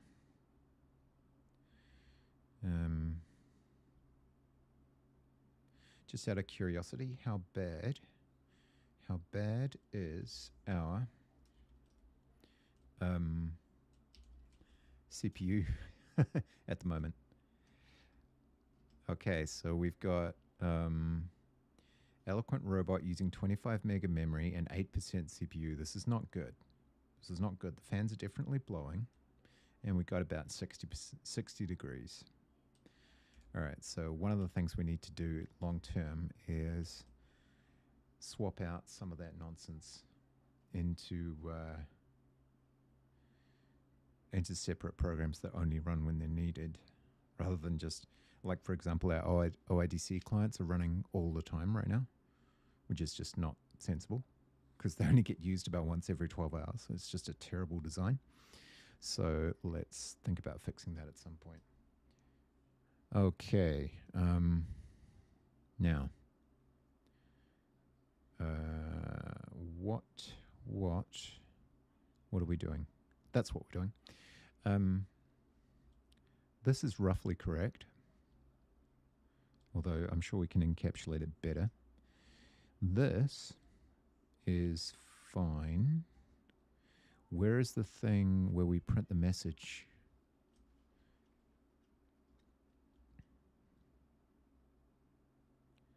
Right, so we actually need to put this in here too. So outgoing event type, just ordinary message. Oh, actually, we don't need the robot to react to this stuff. We only need it to react to things like subscriptions, first messages, and so on. All right, cool. So forget about that, and let's look in the incoming stuff. So where are we printing these things? Because we need to stop spamming. Spamming is bad. Spamming is not required.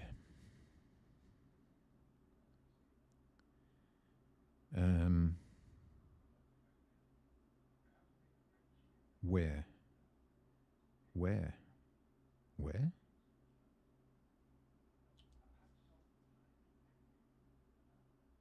Where are we printing all this stuff? It's not here. Is it in store? It's not in store real time, is it? Oh, yes, it is. Okay, cool. So it would be much better not to do that at all.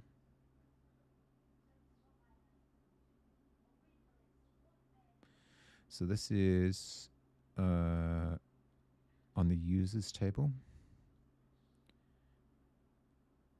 I think that's fine.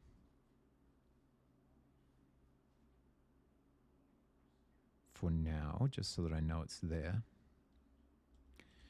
But I think also we wouldn't necessarily want to react to anything except inserts. And this one, we don't want to print the entire message. So we just want to print payload. What is in this? Postgres changes payload. Right, so we want display name.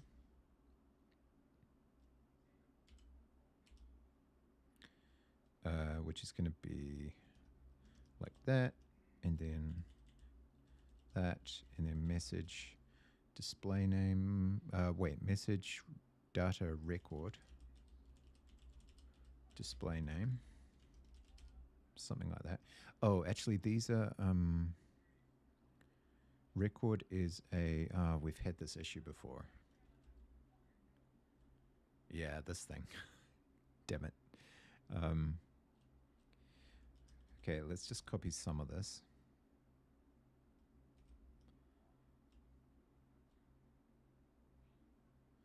Might not be necessary, but let's find out. And then we don't need that, and we can go record get display name.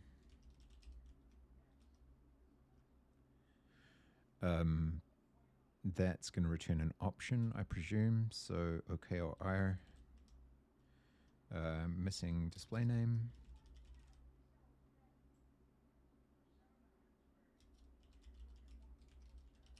Display name.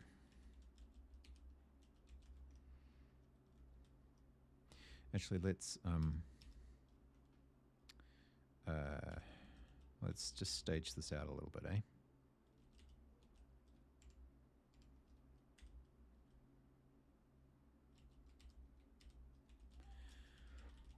Display name equals record get blah blah blah.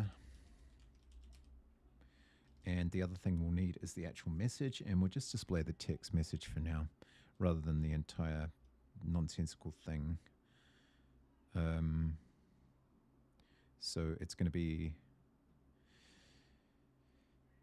yeah, message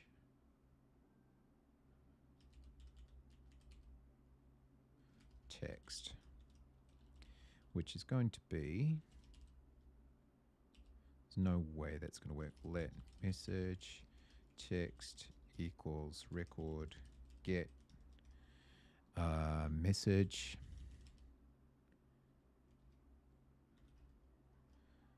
OK or IR missing message, and then we've got, none of this should be inline. We'll change this all, but let's get it working so we stop spamming ourselves with giant objects that really don't need to be there.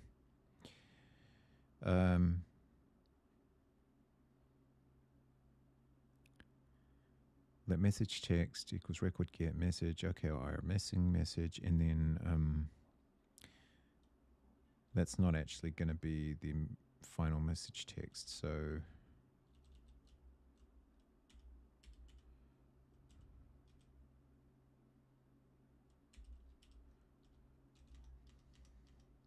let message text equals, every time I do this, it teaches me a little bit more about basic Rust structures and the way they work, basic interacting with data, interacting with hash maps. So it's all good. It feels painful now, but it will be fluid later. That's what you got to keep telling yourself. So M. Now, M is a value. We know this. No, actually, M is an object, which is, the whole thing is a value, so JSON value. And this is a surjacent object. So I should be able to refer to things within it, I do believe, which is going to be text is what I want. So I think it might even be this. Am I crazy? Am I potentially crazy? I have this memory that it's like that. No, you can't. Oh, it's a result. Okay, cool. Let's go with this then. No, don't like it. What do we return from this? I see, because we're in, this is the same old business that we're within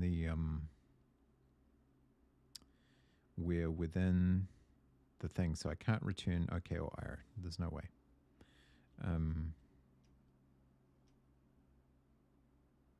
And I don't want to unwrap. How do I return an error from this closure? Do I just define it the way I would normally? Which would be, or is it going to get horribly confused because of what on Postgres change has to take? It has to take an FN, Postgres changes load, payload. Yeah. It's quite a strict definition. So if I want to handle an error from here, I'm probably going to have trouble. Let's just see how badly it screws up.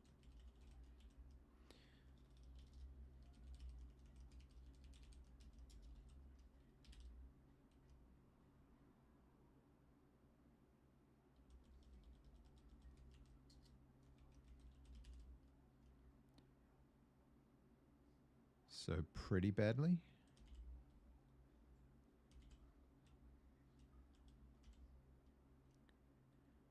I think the way to annotate this was like that.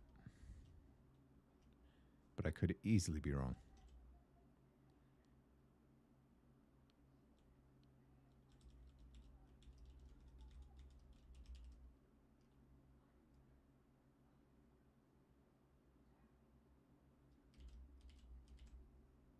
Hang on.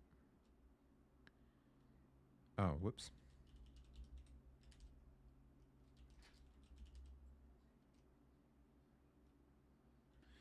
Okay. We can't do this anymore. Actually, I could use a structure very similar to that. But let's just see how bad this makes things.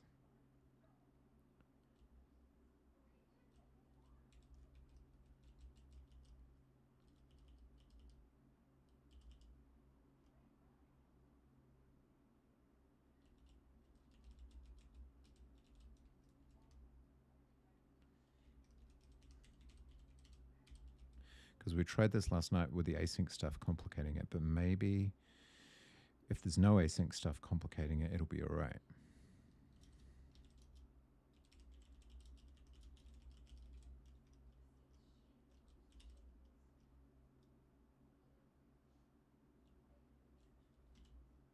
Oh, yeah, that's right.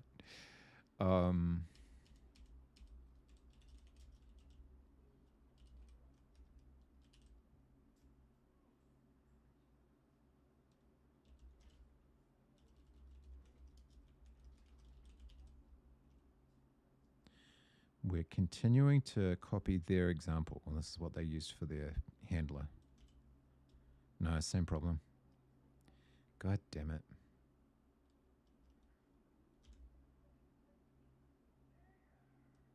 Right. What it actually is one of these Postgres changes payload.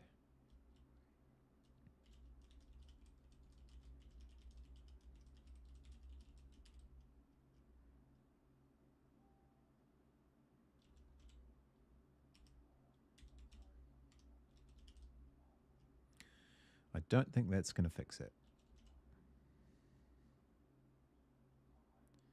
Yeah.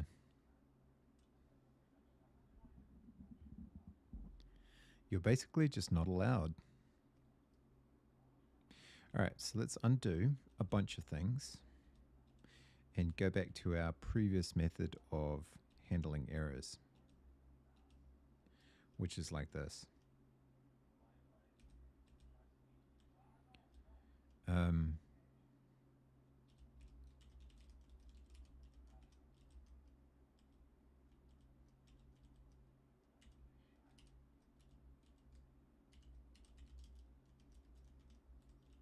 Let's try it. Let's give it a go.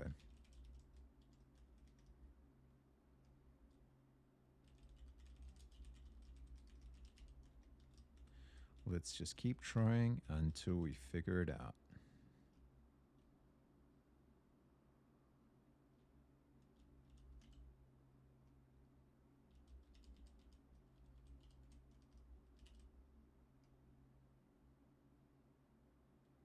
I am.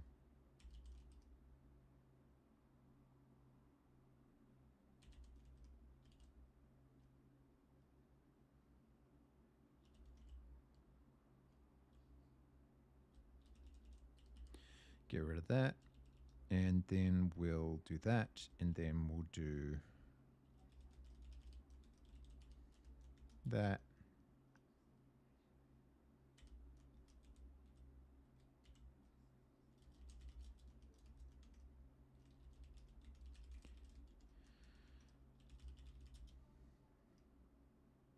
This library has some interesting constraints on what you can do. Missing message. And finally, we will not be able to do that. Oh, okay. Can't move out of the value because value does not implement copy. Consider borrowing. Wow, there's a surprise. All right. So actually, you could do. Yeah, that's fine.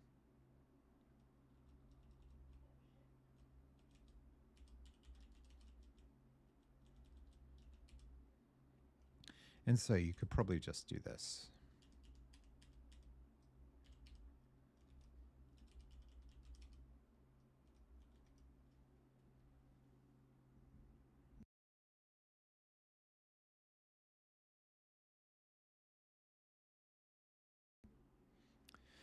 Surely you could do this. All right. So message text, right? Yeah. All right. So ugly, but not reliant on this. Not reliant on this being something that returns a result. I really should ask. Maybe there's some really obvious way of returning a result and an error type that I'm just not seeing in these handlers. I didn't see it in their examples. So what they do is not chrono, not there. They are called real-time RS examples. And we've got a Postgres change, and their handler is somewhere here. On change, yeah. So move message, they provide a reference type.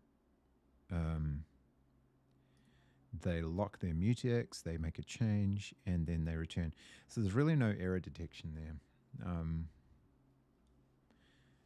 And I don't really know how I would do it. So I might actually have a chat to the library person and see if they're amenable to teaching a newbie.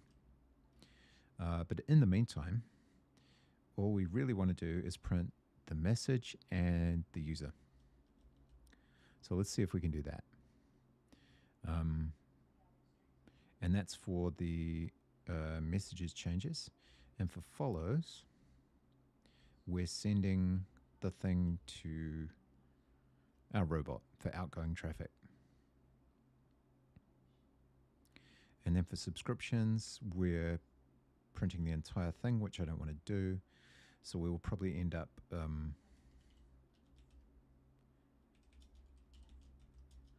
sending outgoing traffic for that one as well. Okay. And that's just an unused value. Sure. Let's try again, shall we? We got some ads floating through. I'm just going to rebuild during that time.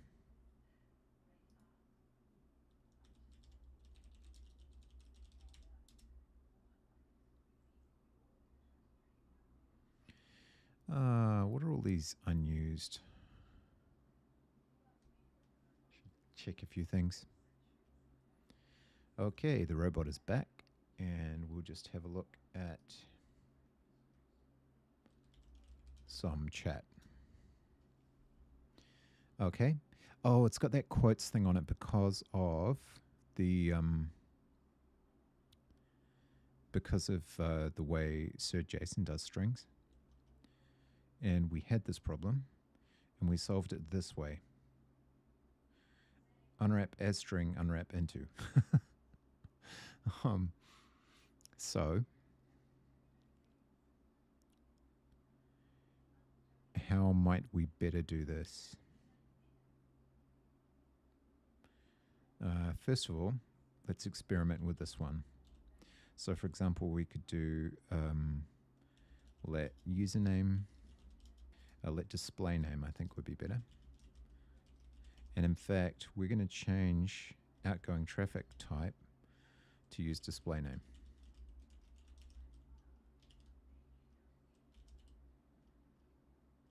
Fix this shit.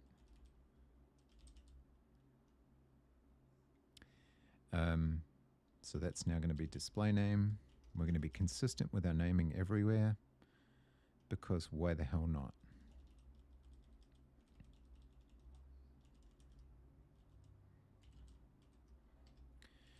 Record get display name blah. All right, so now we're going to do let sum display name equals record get display name else. And until I find a better way of handling errors, we're just going to do missing display name. And then someone can educate me about a better way of doing it from these little closures. And then we've got as string unwrap into. So essentially as string gets rid of the quotes. And then the unwrap from that option.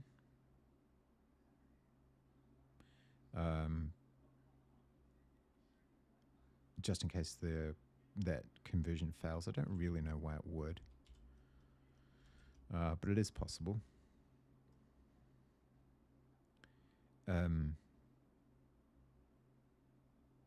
So in theory, you could do the really verbose method. Let some... I wonder if as string would return none if there wasn't a string, like if it was an empty string. I guess probably. Let some name equals display name as string else. Actually, you can map. How does that work? Isn't it filter map? You filter out none values.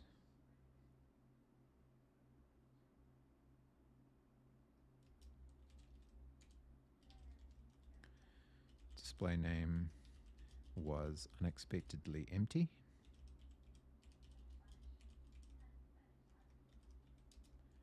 Return. And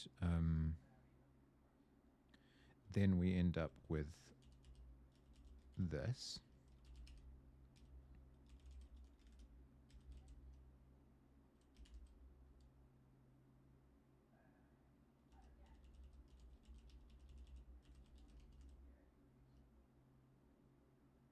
I do believe. Now, what is it going to complain about? Record does not live long enough. Sure. That seems sensible.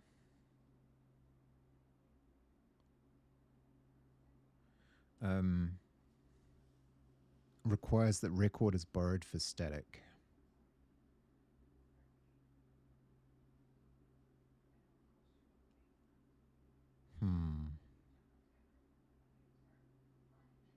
I wonder if we should use if let sum instead. And would that help? So let's check that.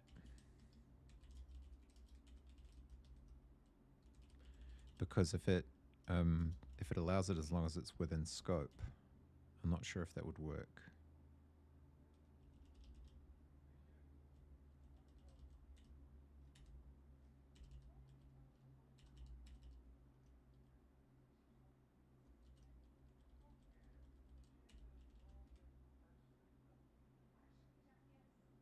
But then, of course, you wouldn't have name. Does it fix the record does not live long enough?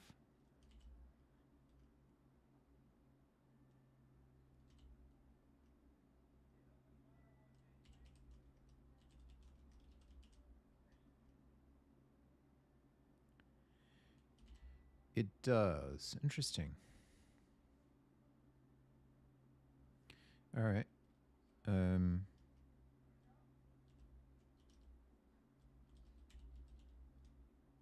Just out of curiosity, this is getting uglier by the minute.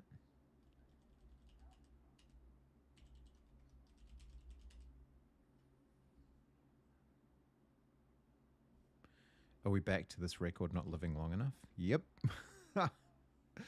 Okay. Well, this is entertaining. So you pretty much have to. I wonder if you can go back to the previous method and then put this stuff inside the async block.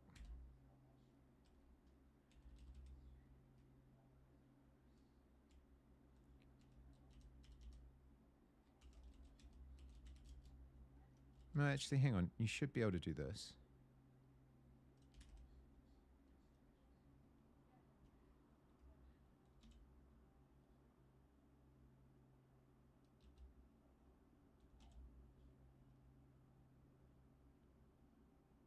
Huh.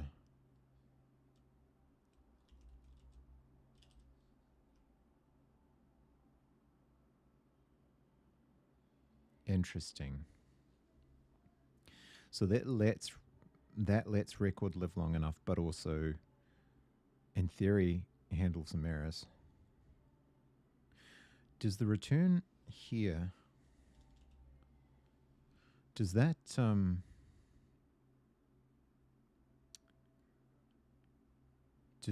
exit the entire handler, or does that just exit the Tokyo block?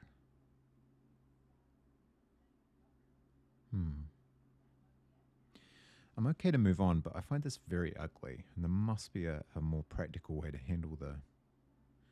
I might ask the maintainer.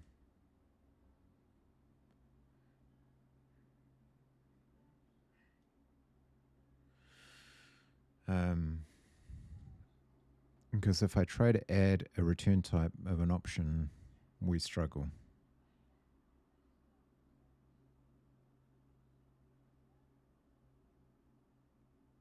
Do I still need this move?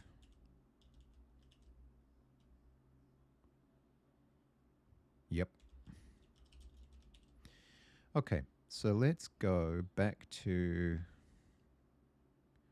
here. And we'll change this to the if-let form.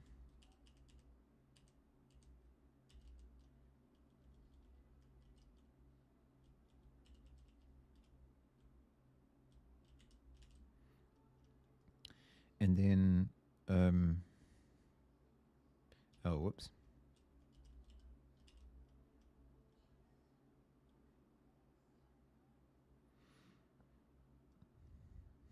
So we get that, and then we just need to translate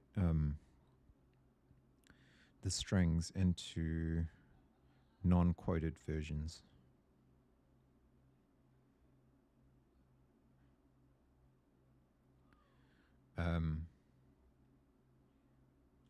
So that becomes let some dn equals display name as string else.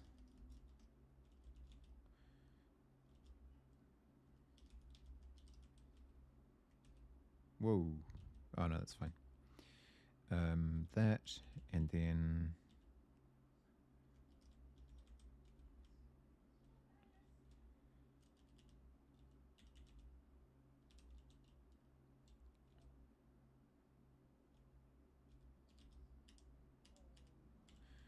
change to there. Message.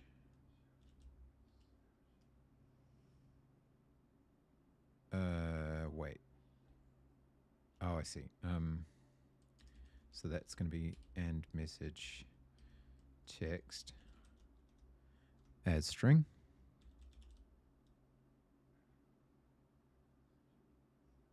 Wait, that doesn't look like it's going to be right.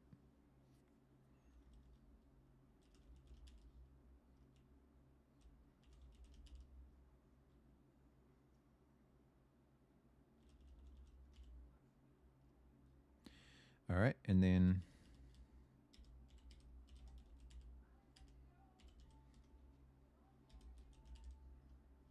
yeah.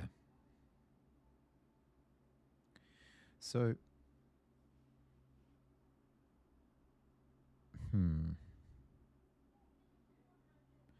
I would love to find a much less ugly way of doing this.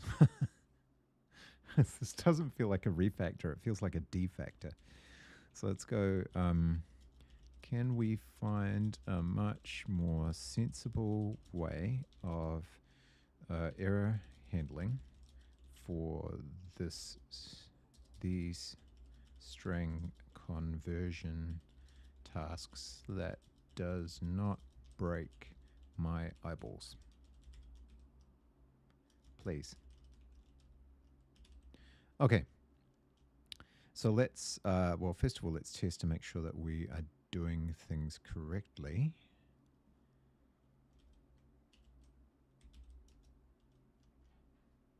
Because broken eyeballs are not something that anyone really should have to deal with. And if they do, then, you know, yeah, it's not the thing. Okay, command username. Yes, so now username does not exist because it's something else. It is display name.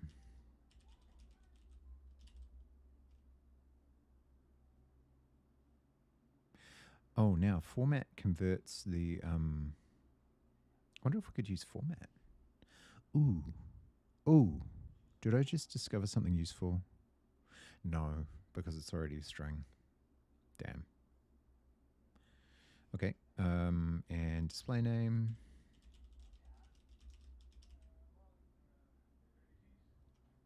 Cool. And anything else? What happened to all those unused types?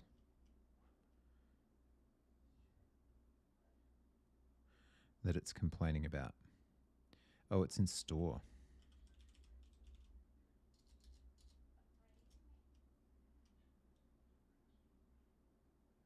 Is it not? I feel like it is. Channel chat message v1. Yeah. Channel follow v2.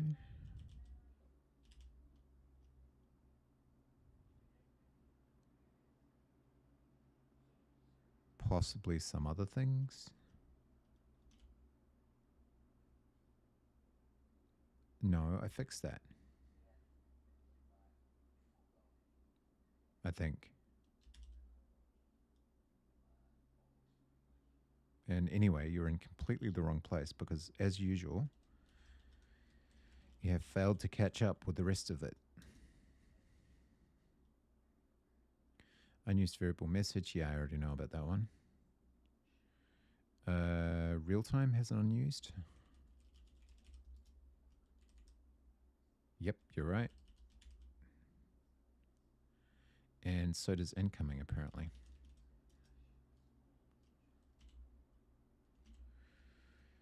Channel ad break begin v1 payload. Yeah, but I want that soon.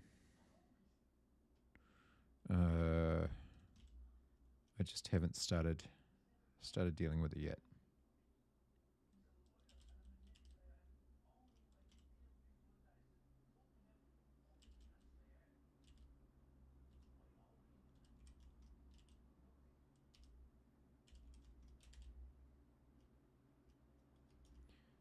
And Rust Analyzer finally timed out.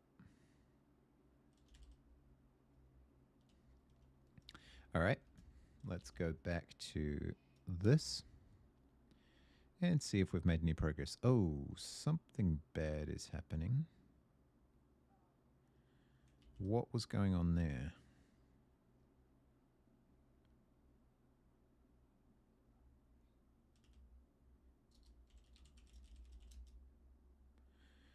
Unused result that must be used. Oh, yeah.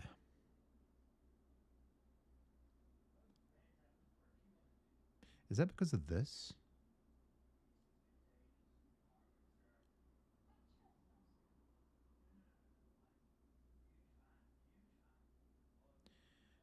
Ignore the resulting value. Yeah. Okay, so that's in real time. Outgoing traffic. This. Oh, I see why it's unused. It's because I was returning it and now I'm not.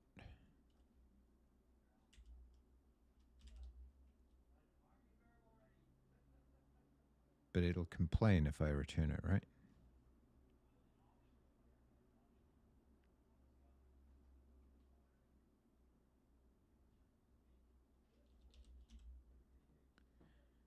Consider using expect and panic. No, I don't want to do that. Let's just do let foo for now. I still have many, many questions about these closures. And we're also not using an incoming. We're not using. What?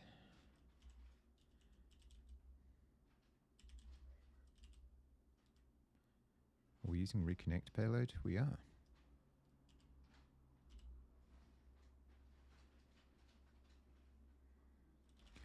All right. Rust Analyzer is just completely lost, but that's fine. So am I. So, same. All right. Now, the robot should show up, and it does. Thank you, robot. And we will check chat. And chat happens in a relatively orderly fashion. All right, cool. We'll check follows because that's what we do. And follows happen in a relatively orderly fashion. Okay. Cool. I think that's worth a commit, right?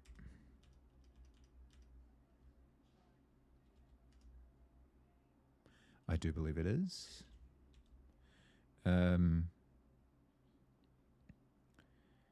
So I will do so. Refactor, store, and remove event debug output. Fair enough. Okay. What time has that brought us to? 4:45, my goodness. That'll be why it's starting to get dark. Allow me to consume beverage.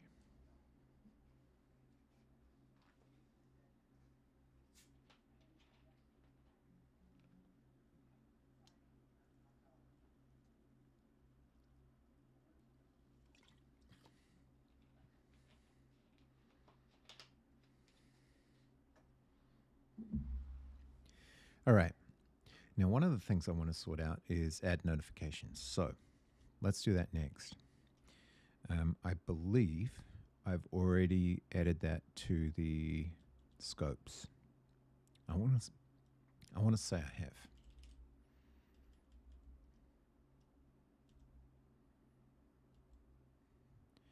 Channel read ads. Yeah, I think that was the one. And then an incoming. Incoming's already sending all the notifications, so we need to handle it in store.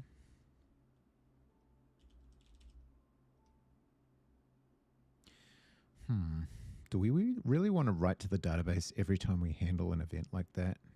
Could we not?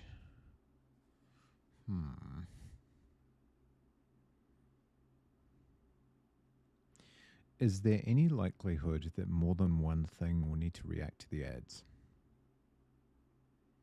It feels weird. Feels weird, like, why would we do thing, as Clonk might say? Why would we do thing? Let's think about this. So data comes in, it gets read by incoming in event sub, and then it gets sent to store. And we really should only send things to store that we should only send things to store that we feel are going to be kind of system-wide notifications. So they might need to be picked up by the overlay, might need to be picked up by making changes to OBS. They might need to be picked up by the robot who needs to send something to chat. It could be any number of things. But if we're only going to change, for example, OBS, which is what I would want to do on an ad notification. No, actually, that's not true, because the robot would also need to say something potentially. All right. Let's just see how scalable this is. First of all, I'd like to know what's in an ad notification. But we will create a migration. So Superbase, migrate new, add ads. Oh, wait, what? Migration. Migration. There we go. Add ads. And then we're going to be doing a create table, blah. ID is going to be big int, primary key, blah, blah, blah, and I can't remember. Big int primary key generated always as identity. Why can I never remember that? As identity.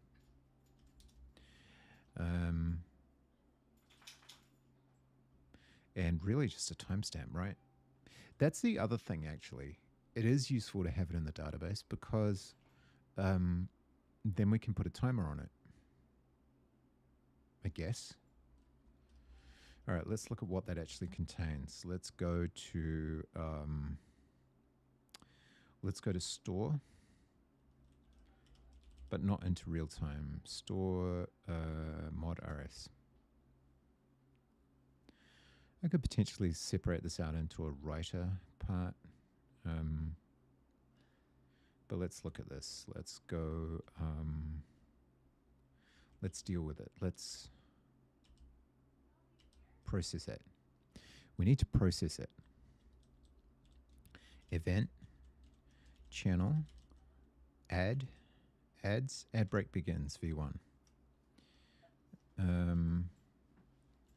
Payload. Oh, there are puppies being fed food. It's a good thing. They're very keen for the whole thing. Payload message. The message is a notification. That is not how you spell notification. That is how you spell notification. And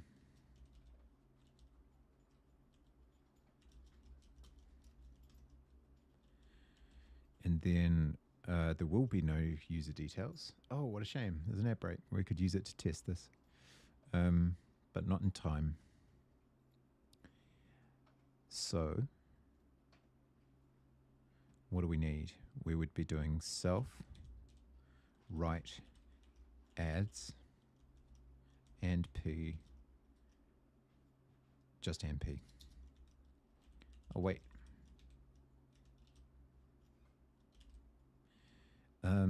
Cool. So now that needs to exist. Async function write ads and self. This is good. This is building muscle memory. This is good. I like this. Payload is in reference to a channel, add, break begins v1 payload. It returns a result error.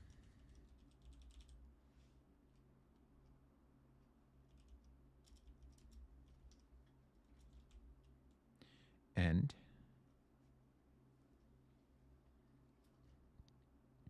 what does it do?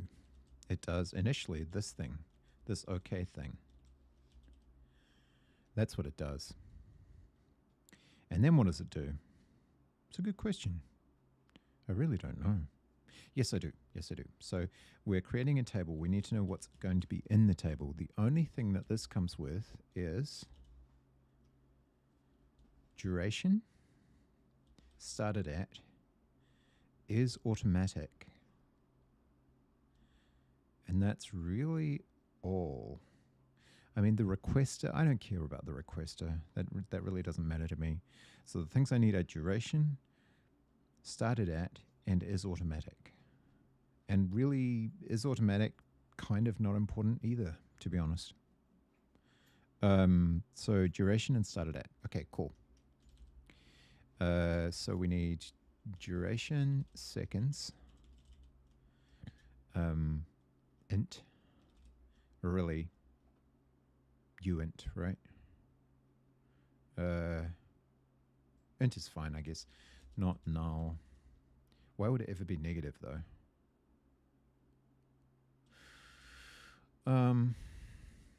Postgres int types unsigned. Oh, it isn't one. Oh, it is. OID. Huh. I don't care. I really don't care. I just don't care. Not null. And the other thing is timestamp or started at, which is, yeah, started at. Timestamp TZ, I assume. And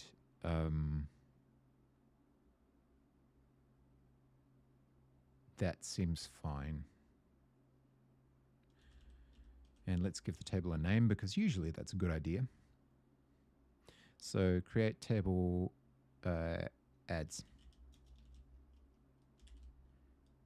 All right. Cool.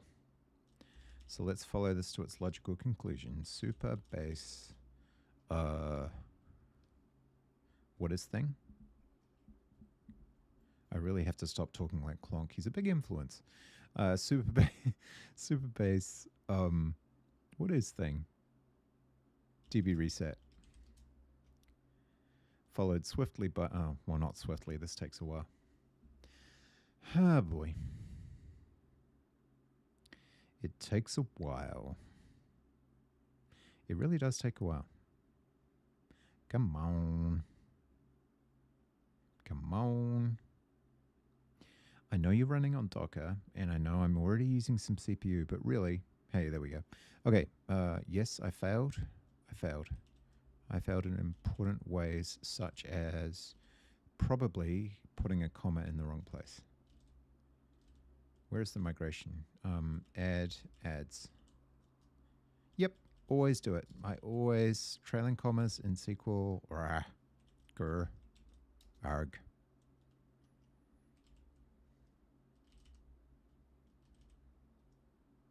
Always trailing commas in SQL. I just can't stop doing it.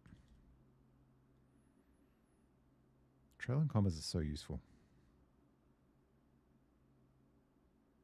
No one will ever convince me otherwise. Restarting. Okay, then we need to go pgcli, blah, blah. Create database, blah, blah. pgdump, because sadness. psql, I really need to script this. And go away, and then we re-enable real-time in all of the tables because, again, sadness. We'll need to look up why that happens so many times. Ads, real-time, subscriptions, real time, and users, real time. At some point, we might have to add like a backup for when we want to make changes, but we don't want to reset everything. There's bound to be a workflow for that. So let's kill off a few files here because this is getting confusing. What is problem? Oh, right. Yeah, good point.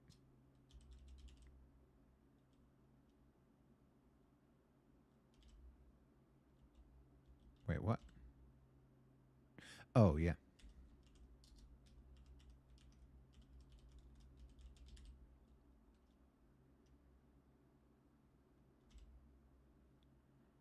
Yep.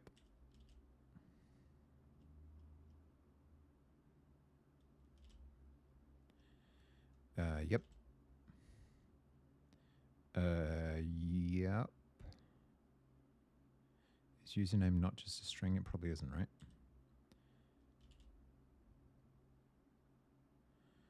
Yep.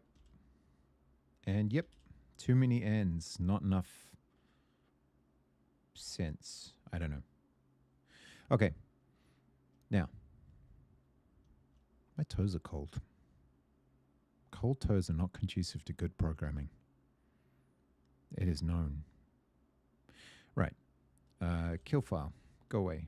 Go away properly. Thank you. Let's see what else we need to do. We need to do ads. That means we need real time.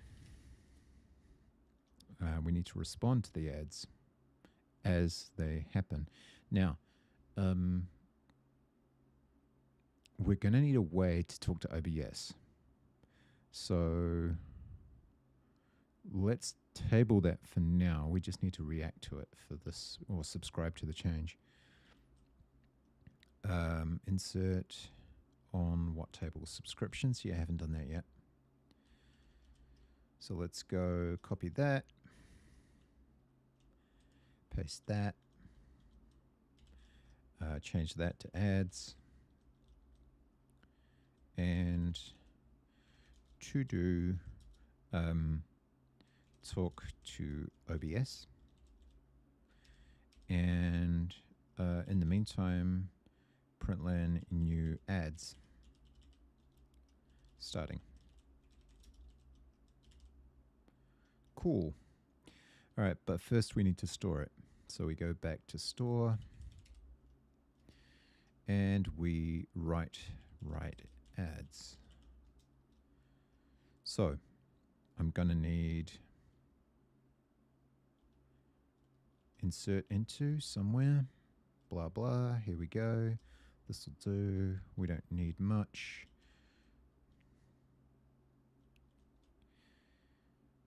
Insert into ads. Duration. What is it actually called? Duration seconds. And started at. Values, only 2 of them. And we should not need an ID.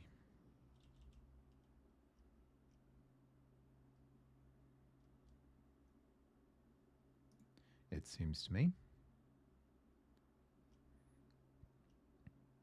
Okay.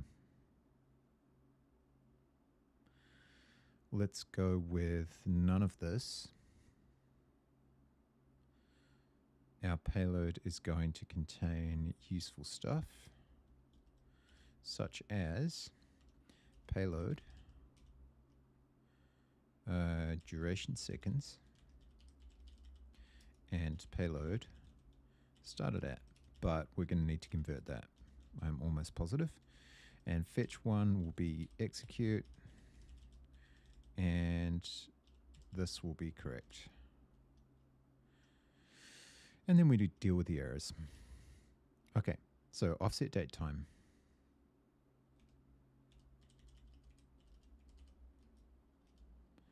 Oh yeah, that was this nonsense. All right.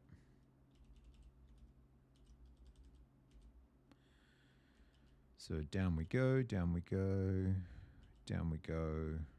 Here we go. So this will become timestamp. Might turn that into a little helper function at some point.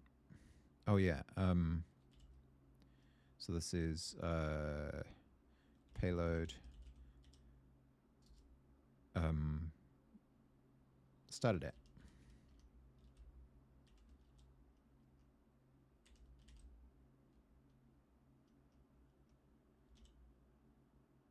Right, because why? Again, this is, I've copied the wrong thing. Offset, date time. All right, no, I haven't. Why? What are you? What is started at? It's a timestamp.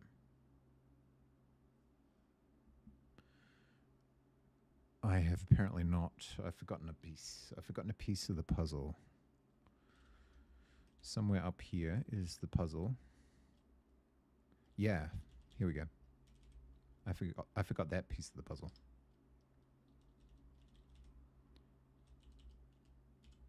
Started at, if ever this needed to become a helper function.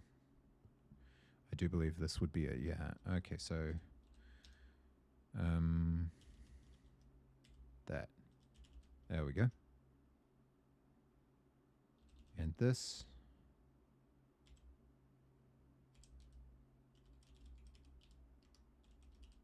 There we go. That might be a tiny bit more sensible. It seems we don't need this.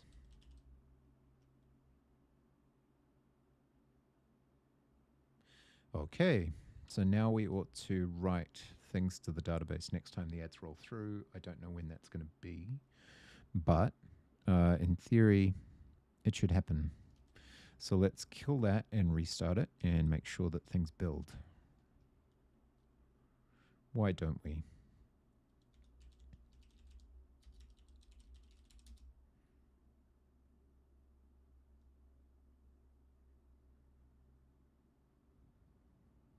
Hopefully we have the right permissions for this to happen. And there's the robot showing up again. All right. Now, we kind of have to wait. Oh, I could actually start an ad break, but then that would suck. I could run a 1 minute ad break. Essentially, you all would be suffering in the name of science. I do apologize for that, but I think it's worth it. So I'm going to do that. And I apologize in advance.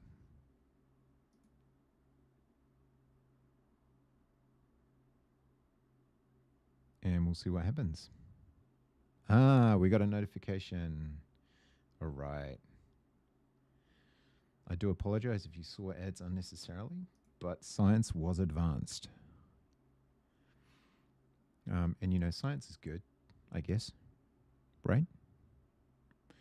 All right, Postgres change. ID, duration seconds, started at, perfect. Commit timestamp. Errors none, old record none. Started at is the timestamp, and duration seconds is 60. And it has an ID. And so we should be able to go through and see that in the database. Go away, please. Go away, please. Go away, please. Go away, please. There. Ads. Should have one row, and it does. And there's our timestamp. And that's magical. All right. Cool. And the break ended. So, yeah. It worked. Thank you for your sacrifice. It will not be in vain. Now, the real question here is, first of all, we should modify real time so that robot sends a message. So to do talk to OBS, sure. But also we need to duplicate some of this stuff here. So this block, this thing needs to happen. So we will have the robot say the ads are starting. And in the meantime, there is no display name, so don't even try.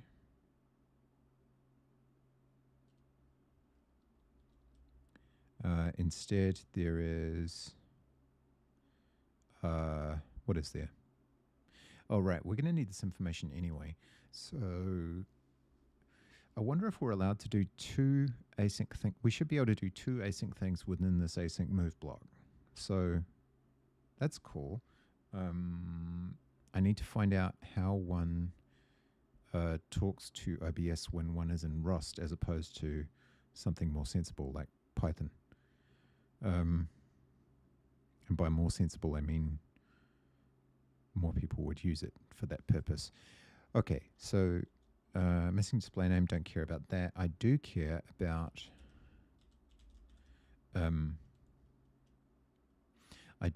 duration seconds. So started at, yeah. I do care about duration seconds.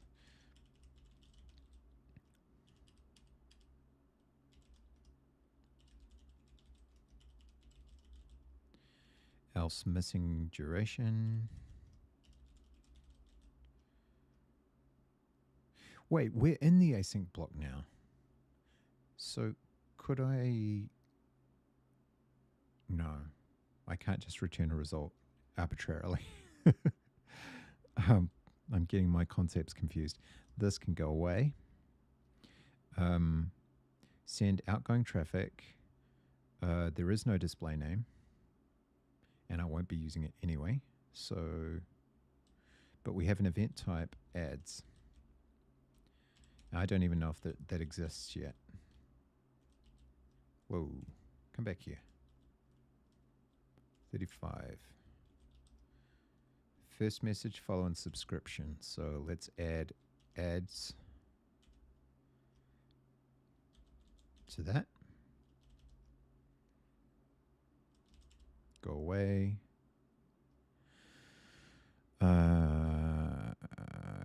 Go away. Right. Outgoing event type ads. And then this is just, can that just be the default? Which will be like an empty string, right? String implements default, doesn't it?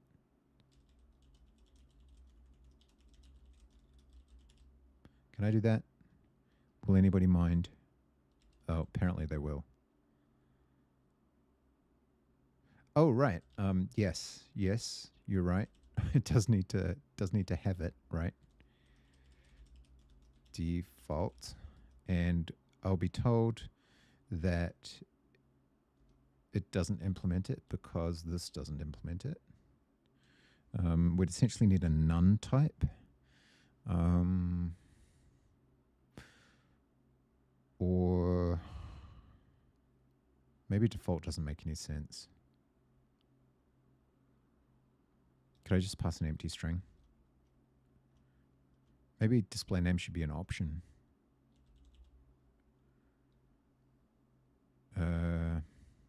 Yeah, maybe so. It's the only answer that actually makes sense, right? So that's going to create several problems, not least of which is this. We don't need that.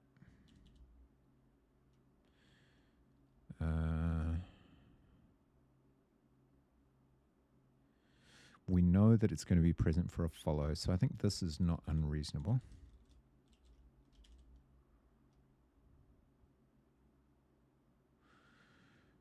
And then outgoing event type ads. Wow. Cannot type, more like. Not event type. Send chat. Format.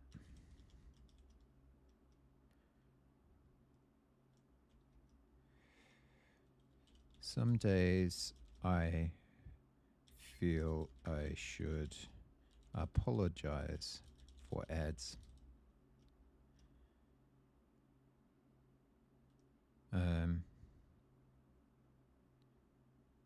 No. I do feel that way, but no.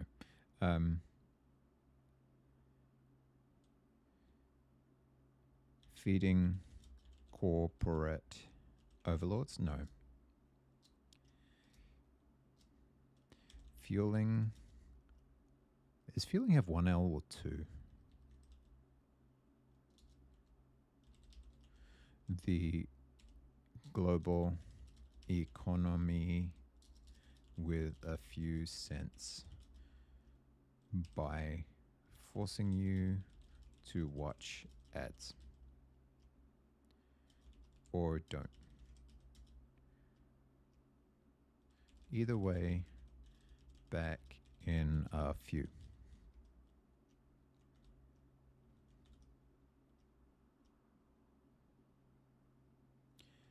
Oh, wait.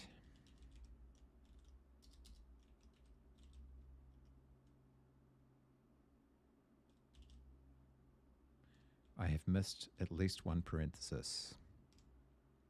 No, I have not. But it still doesn't want me to... Oh, yeah, format. I don't need a format because there isn't one. There's no format. It's just a long message.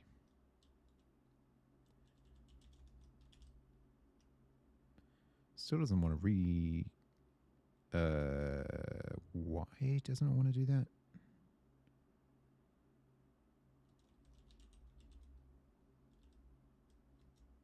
Interesting.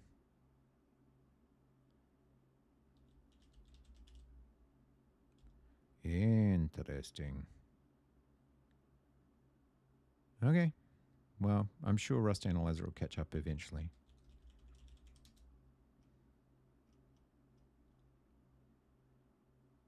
Or, you know, not.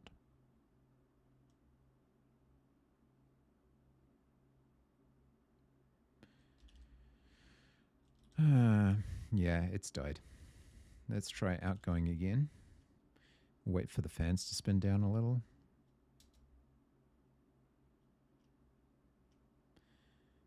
The file is included in the create hierarchy. You just haven't realized it yet. I swear to you. Doesn't want to reformat that string, which is understandable. Okay. All right, so in theory, that should send chat next time there are ads. But we also need to go back to real time and see if we screwed up in any way, which we did, because this is now none. And oh no, wait, that's for follows. This is a sum.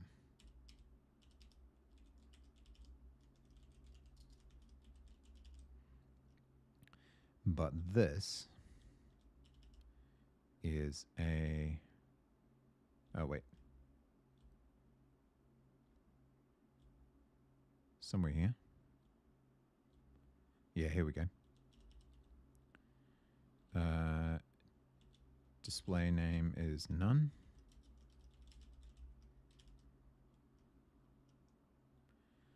Okay, we've got a few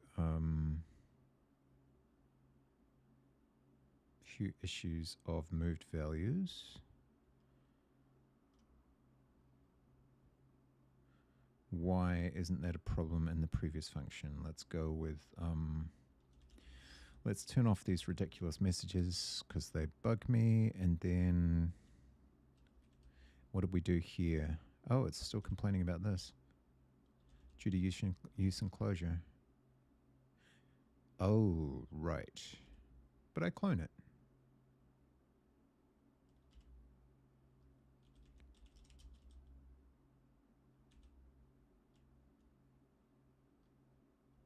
Oh, damn it. More ad breaks. Keep missing my opportunities. Do I need... I do need to...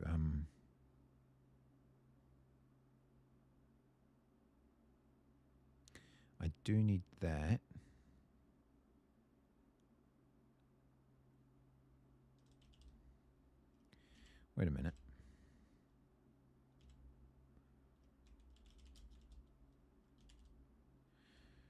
Maybe we need to clone. Do we need to clone different copies of TX for each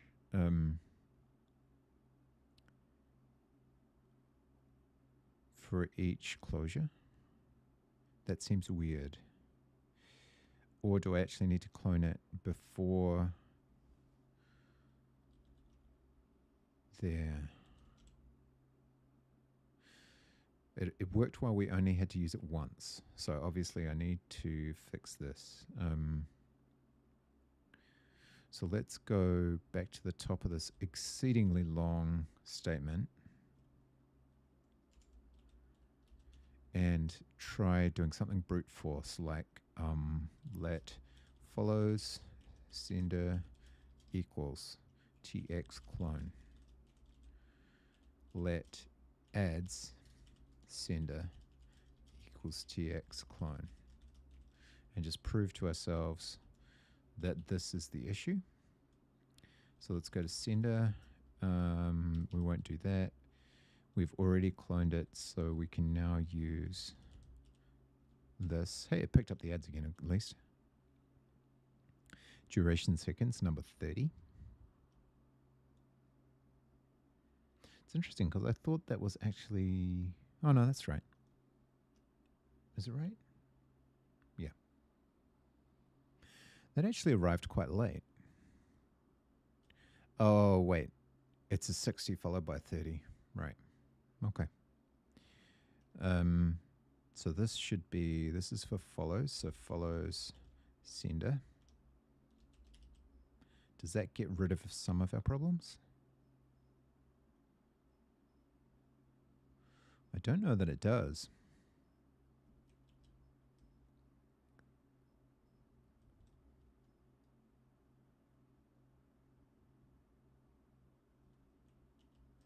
So this one is now add sender.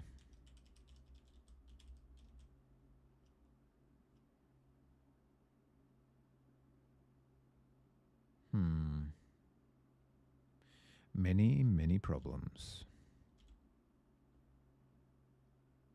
Oh, okay. Yep. So, all right. Yep. Let sender equals adds. So it's double clones, basically.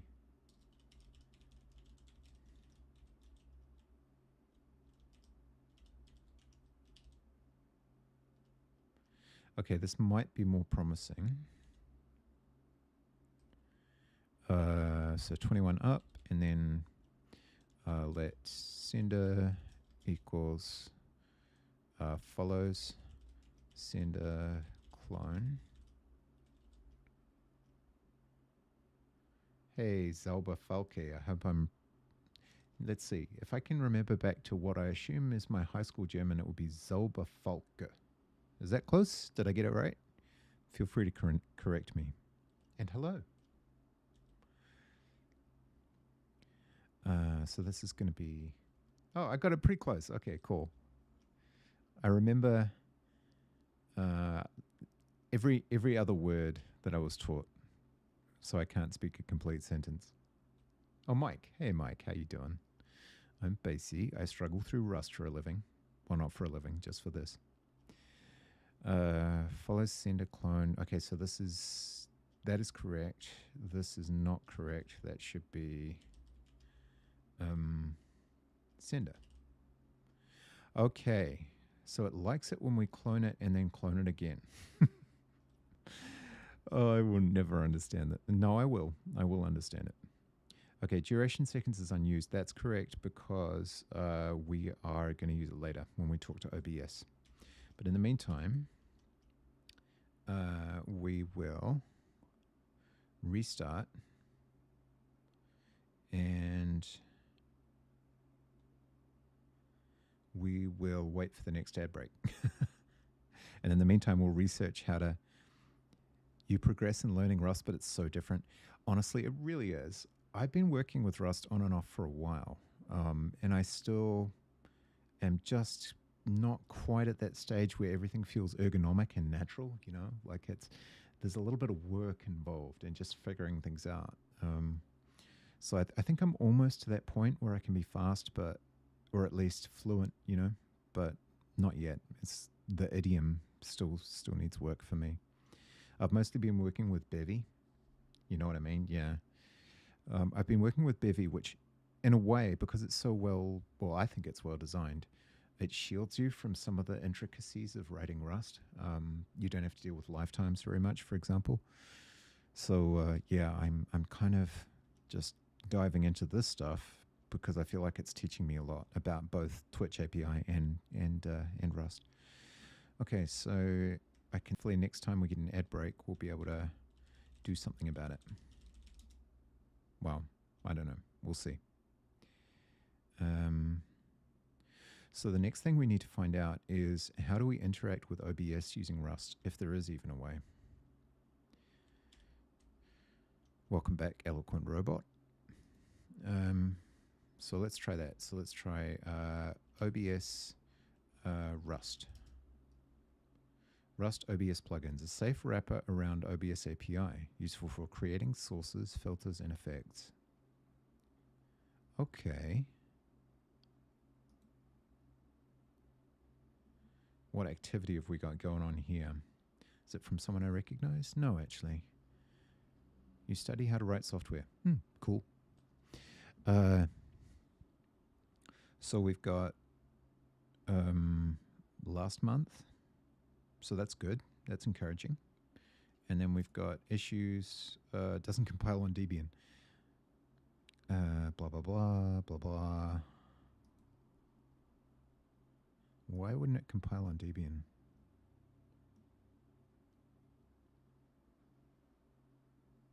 And maybe something with the multi-arc stuff. All right. I think this is worth a try, but what does it provide? Is there some way to, for example, just change a scene? Because I think that's all I'm going to need.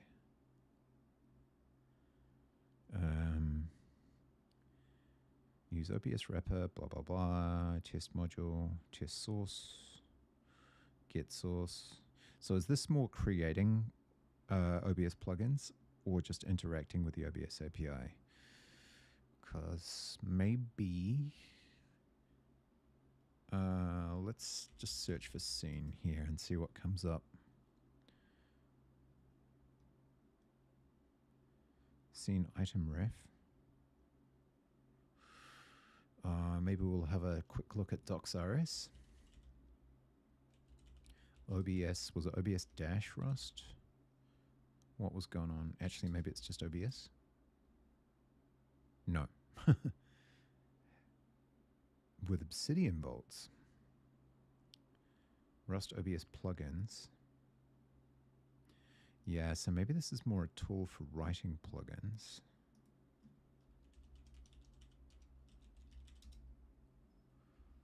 Oh, really? What about just OBS plugins?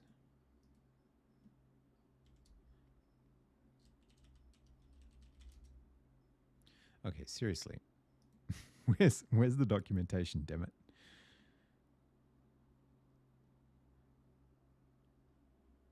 OBS wrapper is what it's called. Of course it is.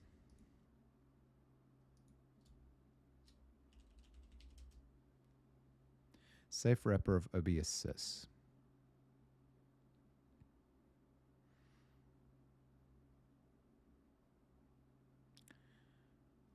Has that been released in a while? 0.4? Something tells me I would be using the main branch.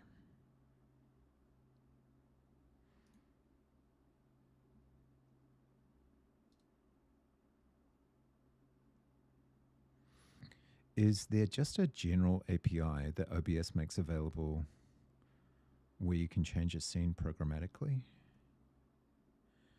For example, I imagine there's a client interface of some sort. OBS, change scene programmatically.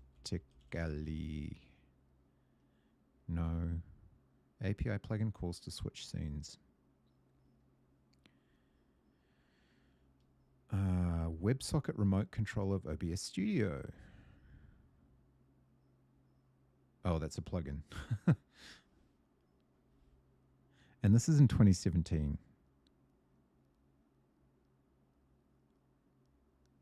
I feel like I need more up-to-date information.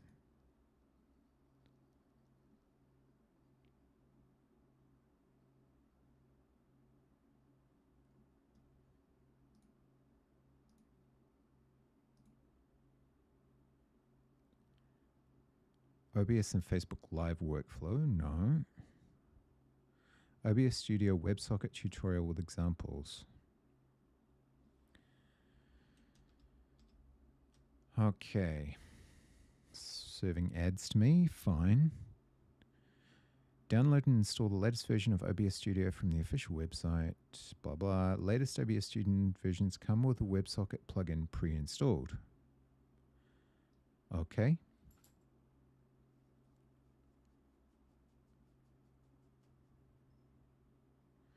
How do I know I have to set it up?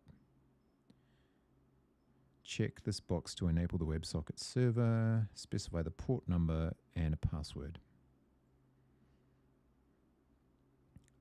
Set up the WebSocket server in OBS Studio. You can use it to control OBS remotely.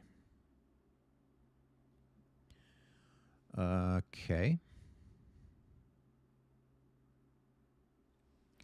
Let's just see if anybody has done existing prior art with this Rust WebSocket OBS.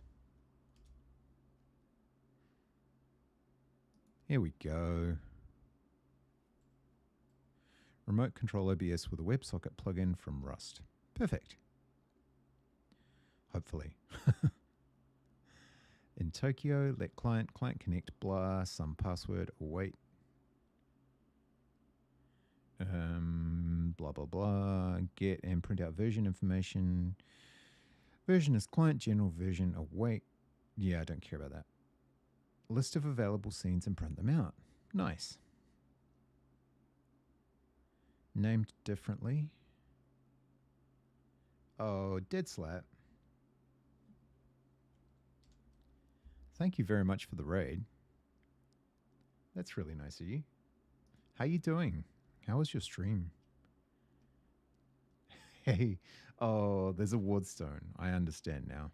I understand now.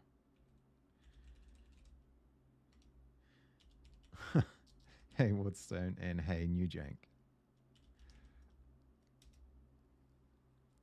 That's very nice of you to raid in. I appreciate it. I am already a follower of Dead Slap. You've been lurking in both streams for a bit. I see. I see. Aha. Okay, the robot follow notification works. Good. Good. This is what we're working on right now, folks.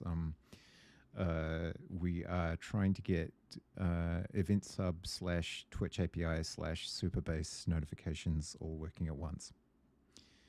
And now we are investigating a library called OBWS, I think, which talks to OBS and gets it to change scenes based on input that we provide via a WebSocket. So it's all good fun, kind of. Hey, Dead Slab. How was your stream?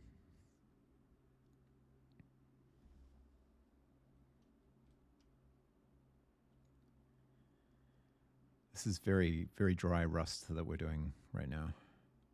There's nothing too exciting going on.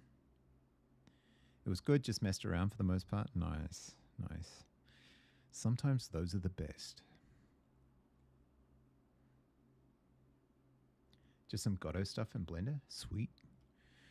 Blender's something I just have zero knowledge of. In Godot, well, kind of. Oh, thank you very much for the follow. I see the robot is still responding. That's good. Yeah, we're... I really don't know anything about Godot. I know that some people are investigating it as a Unity alternative. Oh, you're only just starting with Blender too? Wow. Yeah, the only thing I've used Blender for is the video editing. I think a lot of people don't know it's there, but I've edited a few videos using Blender. I'm sure it's not as easy as the usual Premiere Pros or whatever you're supposed to use. What kinds of things are you modeling in Blender?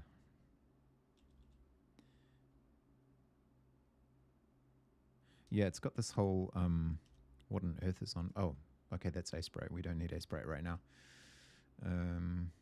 Go away, Aseprite. Wow, Aseprite. Oh, I see. Don't save. Blender. This is going to be tiny. I do apologize, but if you go new video editing, and you get this whole workflow. So yeah, I've used that a couple times, but I started using CapCut for most video stuff, most of the shorts and so on. It's just easier. Yeah, I think a lot of people don't know it exists. It's been there for years. Just random objects that might appear in the game, platforms, arches, a small building. Sweet. What game are you building? Sorry, if you need to head out, please feel free. Don't let me stop you. I'm just curious. Okay, talk to OBS. So we're going to need cargo add. And what was the name of our library? OBWS.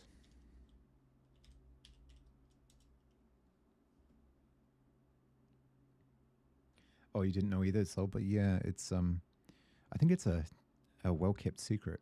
I think it's not nearly as easy as a lot of the more popular editors, but it does work pretty well. Just not as ergonomic, I guess.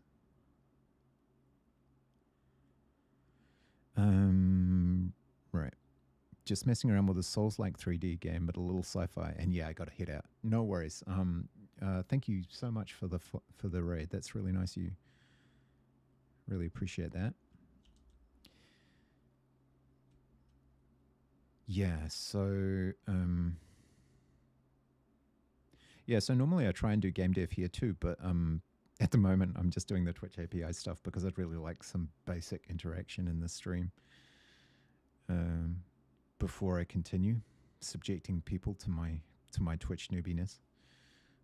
I'm writing a game called 6 Ways to Delve, which is a kind of a crafting survival game, but on a hex map. So yeah, we're making slow progress on that. Now, and I use the Bevy engine, which is the Rust, the main Rust Bev game engine. Okay, so talking to OBS. So we need our example from there. And let's look at how we might be able to do this. So I guess the next thing to do would be to... Oh, thanks for the follow, Zolber. I appreciate that.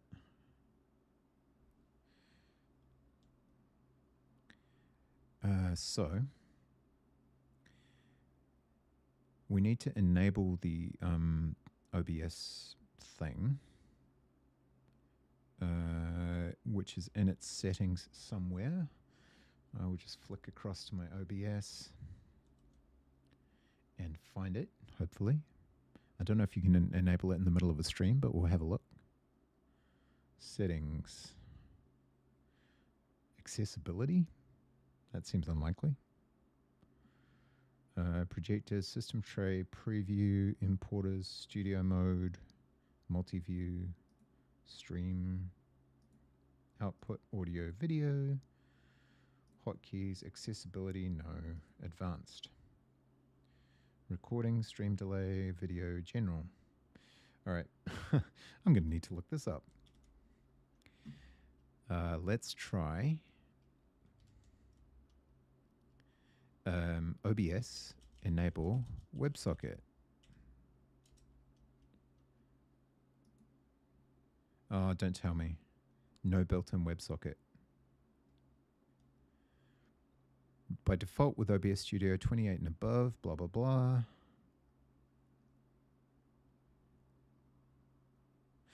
Would it be in... I wonder if it's in plugins.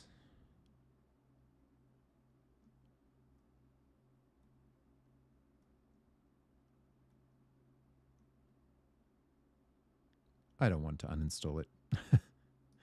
I hope it's not one of those plugins that's not compatible with Linux. That would suck.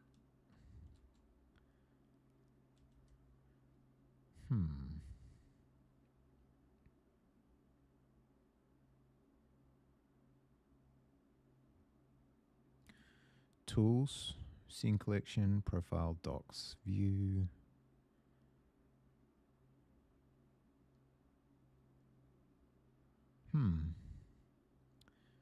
Auto, preview scaling, lock preview. Not seeing what I need to see. Well, let's just see if maybe Linux, OBS, what are we saying? WebSocket.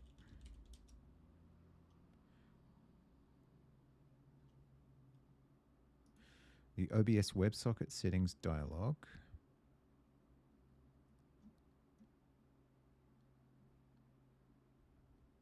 Windows, Mac, and Linux. Is it possible that I've got a version without it? Where is it supposed to be configured?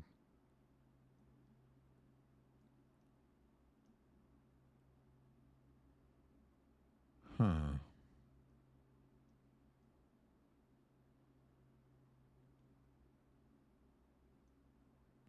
Where is it supposed to be configured? I do not know where the settings are.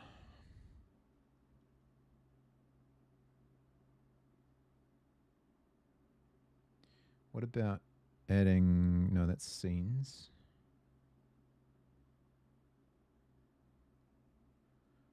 Tools.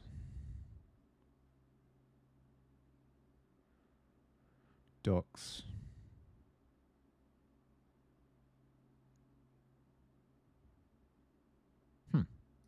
Where the hell is it?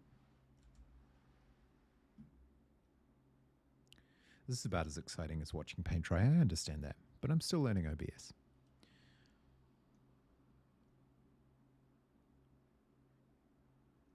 OBS WebSocket, public.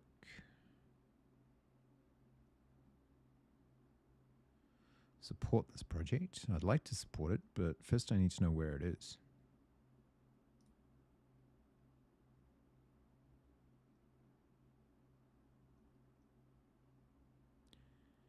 Is recommended, blah, blah, Windows, Debian, Mac OS. Is it possible that we have to install it via, like, Pac-Man? That seems a little unlikely. Just out of curiosity, does it exist? Yay, OBS WebSocket. Why, yes it does. Yes it does. These are out of date. I wonder if I actually do need to install it. OBS WebSocket bind. So, if it includes it by default, why would I need to install it? That makes very little sense to me. And I assume I would need to restart in order to enable it.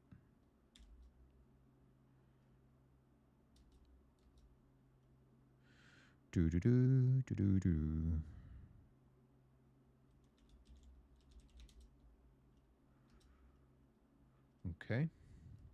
So if I go back to OBS, I can't imagine that I would be able to enable it on the fly like that. And I can't exit without ending the stream. So I guess that's something I might have to investigate offline. Because I really want to change scenes so that the ads trigger the little ad sign to pop up and a little message. But I guess I'll just have to put up with the message for now and figure it out later. Bummer. Okay, cool. So assuming that it did exist,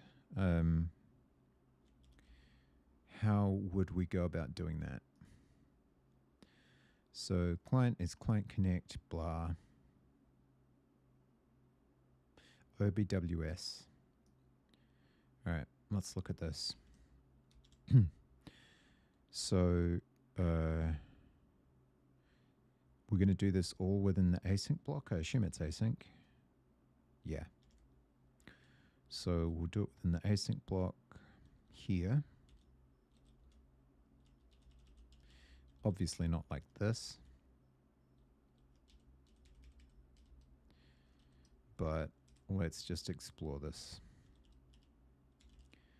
Oh, ad break's about to start. That's handy. So we'll at least get something. But it won't be quite what we had hoped.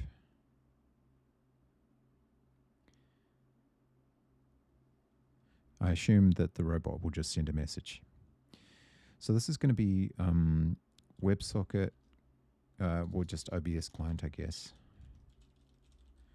is client, and this is going to be, that's really kind of a poor name in this context, so I think probably what we'll do is OBWS client, connect, localhost, and sure, we can use that port and a default password. And yeah, we can print the version or whatever. Don't care. I don't think, though, that we can use the question mark operator in these stupid little closures. And I still need to find out why or what we could do to fix it. There we go. Fueling the global economy. Excellent. Yeah, nice. Okay, so good. That works. Now, the real magic would be to manipulate OBS, because we're going to need to do that a lot, right? Like, we're going to need to get notified by the database, by the real time, that excuse me, that something has changed, and then react in some way to OBS and or in the overlay. So that might include switching scenes. It might include I don't know, muting something. It might be quite nice if I could control various things on the fly like that, maybe from a NeoVim plugin. It'd be pretty handy to be able to just type, ban Woodstone Studio at the drop of a hat, because, chances are he can get a little unruly. I mean, it has been known to happen. But I can't do that right now. So that would require yet another piece of the puzzle, which is a NeoVim plugin, but they're kind of fun to write too. So scene list and the ad break finished. And then, of course, we can do stupid things like popping up this silly sign. So that would be part of a new scene, I presume. But it's all good learning. I'm still learning the learning things.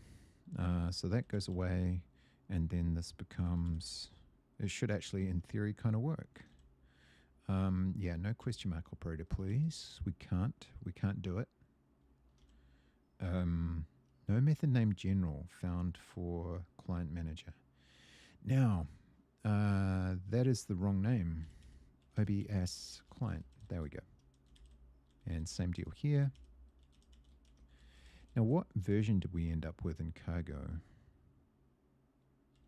What's the problem here? Consider using expect. Yeah, I can't because we're... yeah, I can't right now, but we will figure out the error handling.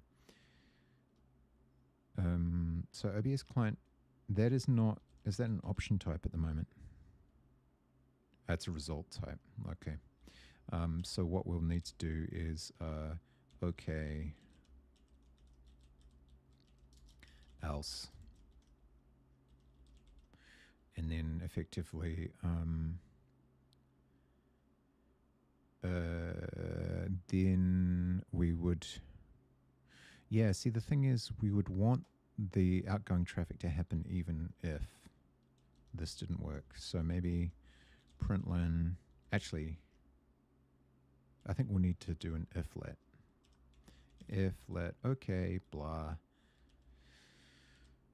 db, blah, blah, and also blah. And then this should be shifted to the bottom so that we don't interrupt communication with chat. Something like that. Yeah, that makes sense to me. All right. Cool. What's the time, by the way? Need to make dinner at some point. Oh, yeah, I need to make dinner soon, actually. Only 3.5 hours into stream, but it does need to happen.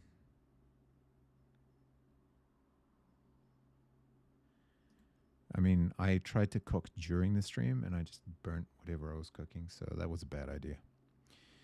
Let's go with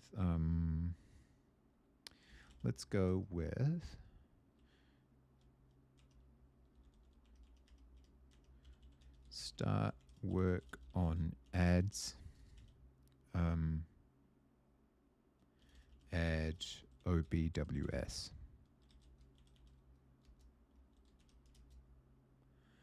Okay, so I am going to look for someone to raid into. If that's not your cup of tea, I completely understand. And it's been very nice having you hang out. Let's see who I know that's floating around the place. Who do I know that's floating around the place?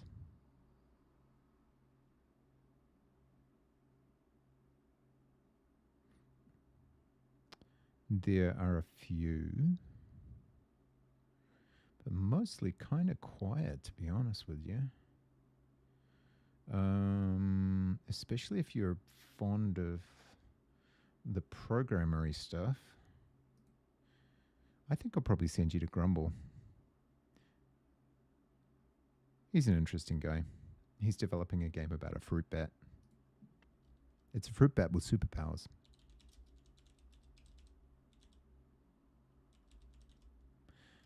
So thanks very much for listening to my ridiculous ramblings.